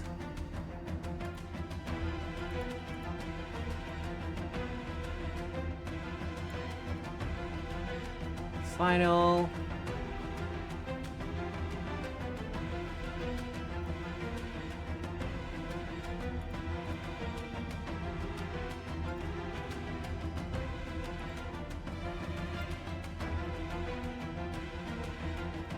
Then universal.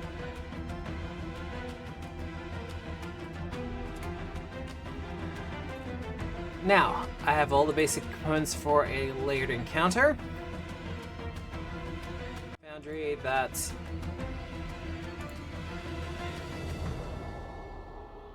Now, for those of you who have seen me do this before, we want haunted village, base, done. Import.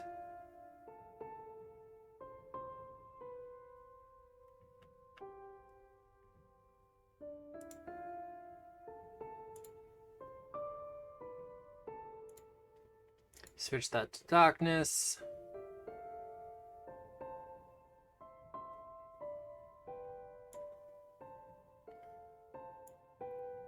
We're gonna have a light there. Now, for those of you who have seen me do this before, you're going to see me do it again. So, my trick for doing multi-phase encounters where the terrain changes is you have a base layer like we have here. Then you go over to the tile controls. You want to place a tile.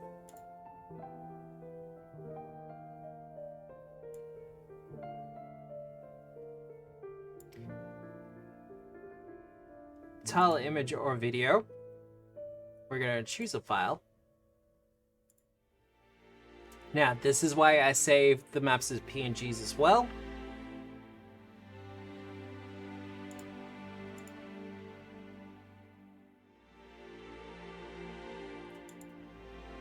And create tile.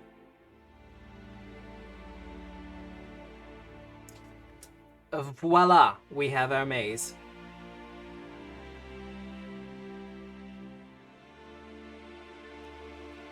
I think a tactical group like Saint would have to adapt to different undead. If we want to bring this back to what it was originally, we can just make the tile invisible. And back again.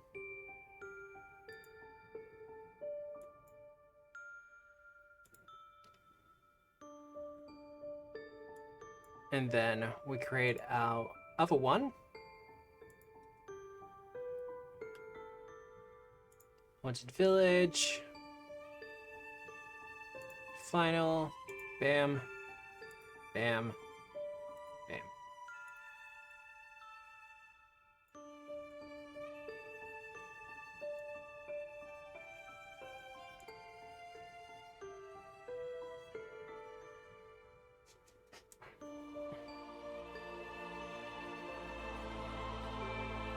So, you can make that one invisible. And they have their maze.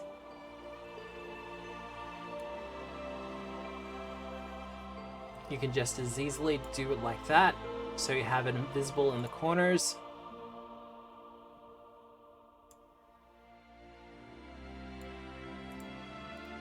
So, doing it this way, start off with your tile invisible. Drag it out. And then make it visible. Ideally for this one, I would use something like token attacher. And I would attach walls.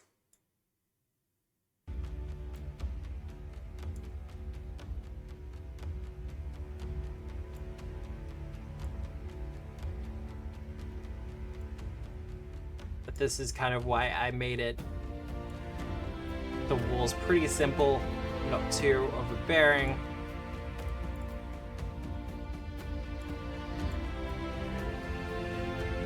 He says immediately having issues with them.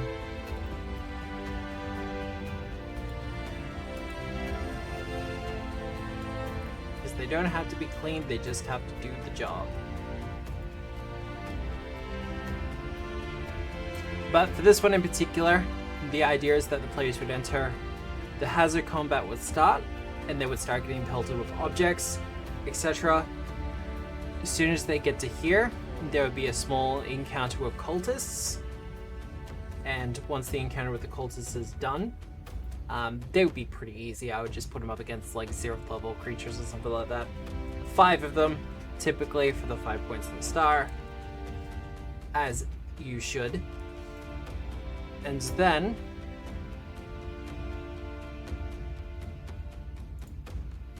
we'd go make that invisible.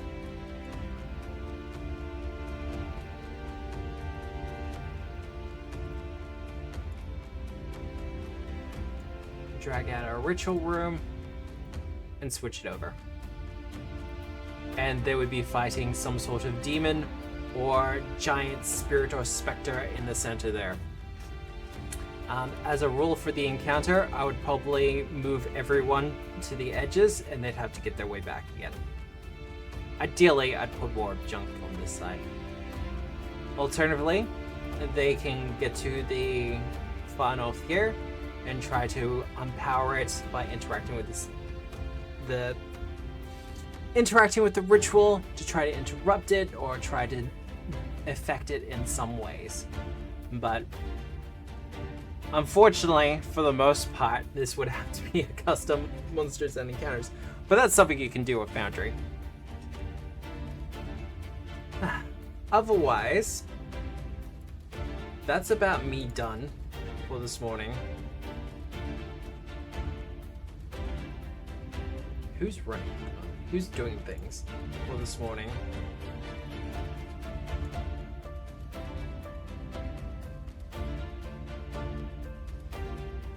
You know what? We're gonna raid Cat again. They're playing some World of Warcraft, but I like to support people who support me. And Cat likes to hang out and chat and stuff like that. So that's who we're gonna raid. Otherwise, thank you all for joining me this morning. I hope you've had fun, or at least enjoyed the chill vibes. 7, 8, 9. Yep. Just kind of hanging out. Thank you for the follows. Welcome in, everyone. Like I said, socials. Follow me. Follow that link for all my social stuff. I post the VODs for all my Twitch stuff. Mostly this Superdungeon and the 2 APs that I've been running. I post all those on YouTube. I don't do a lot of cutting. I unfortunately just don't have the time for them. But if you want to do any catch-up or stuff like that, it's a great time to do it because Abomination Revolts is done and Hoist of the Colors is only into like level 4 of what I'm expecting to be a level 10 campaign, maybe level 20. I'm not sure yet. Otherwise, I hope you have a good day, a good night, a good week, no matter where you are in the world. This has been Tabletop Obscure presents Let's Build a Superdungeon. And remember, as always, we're the storytellers. Good night, everyone.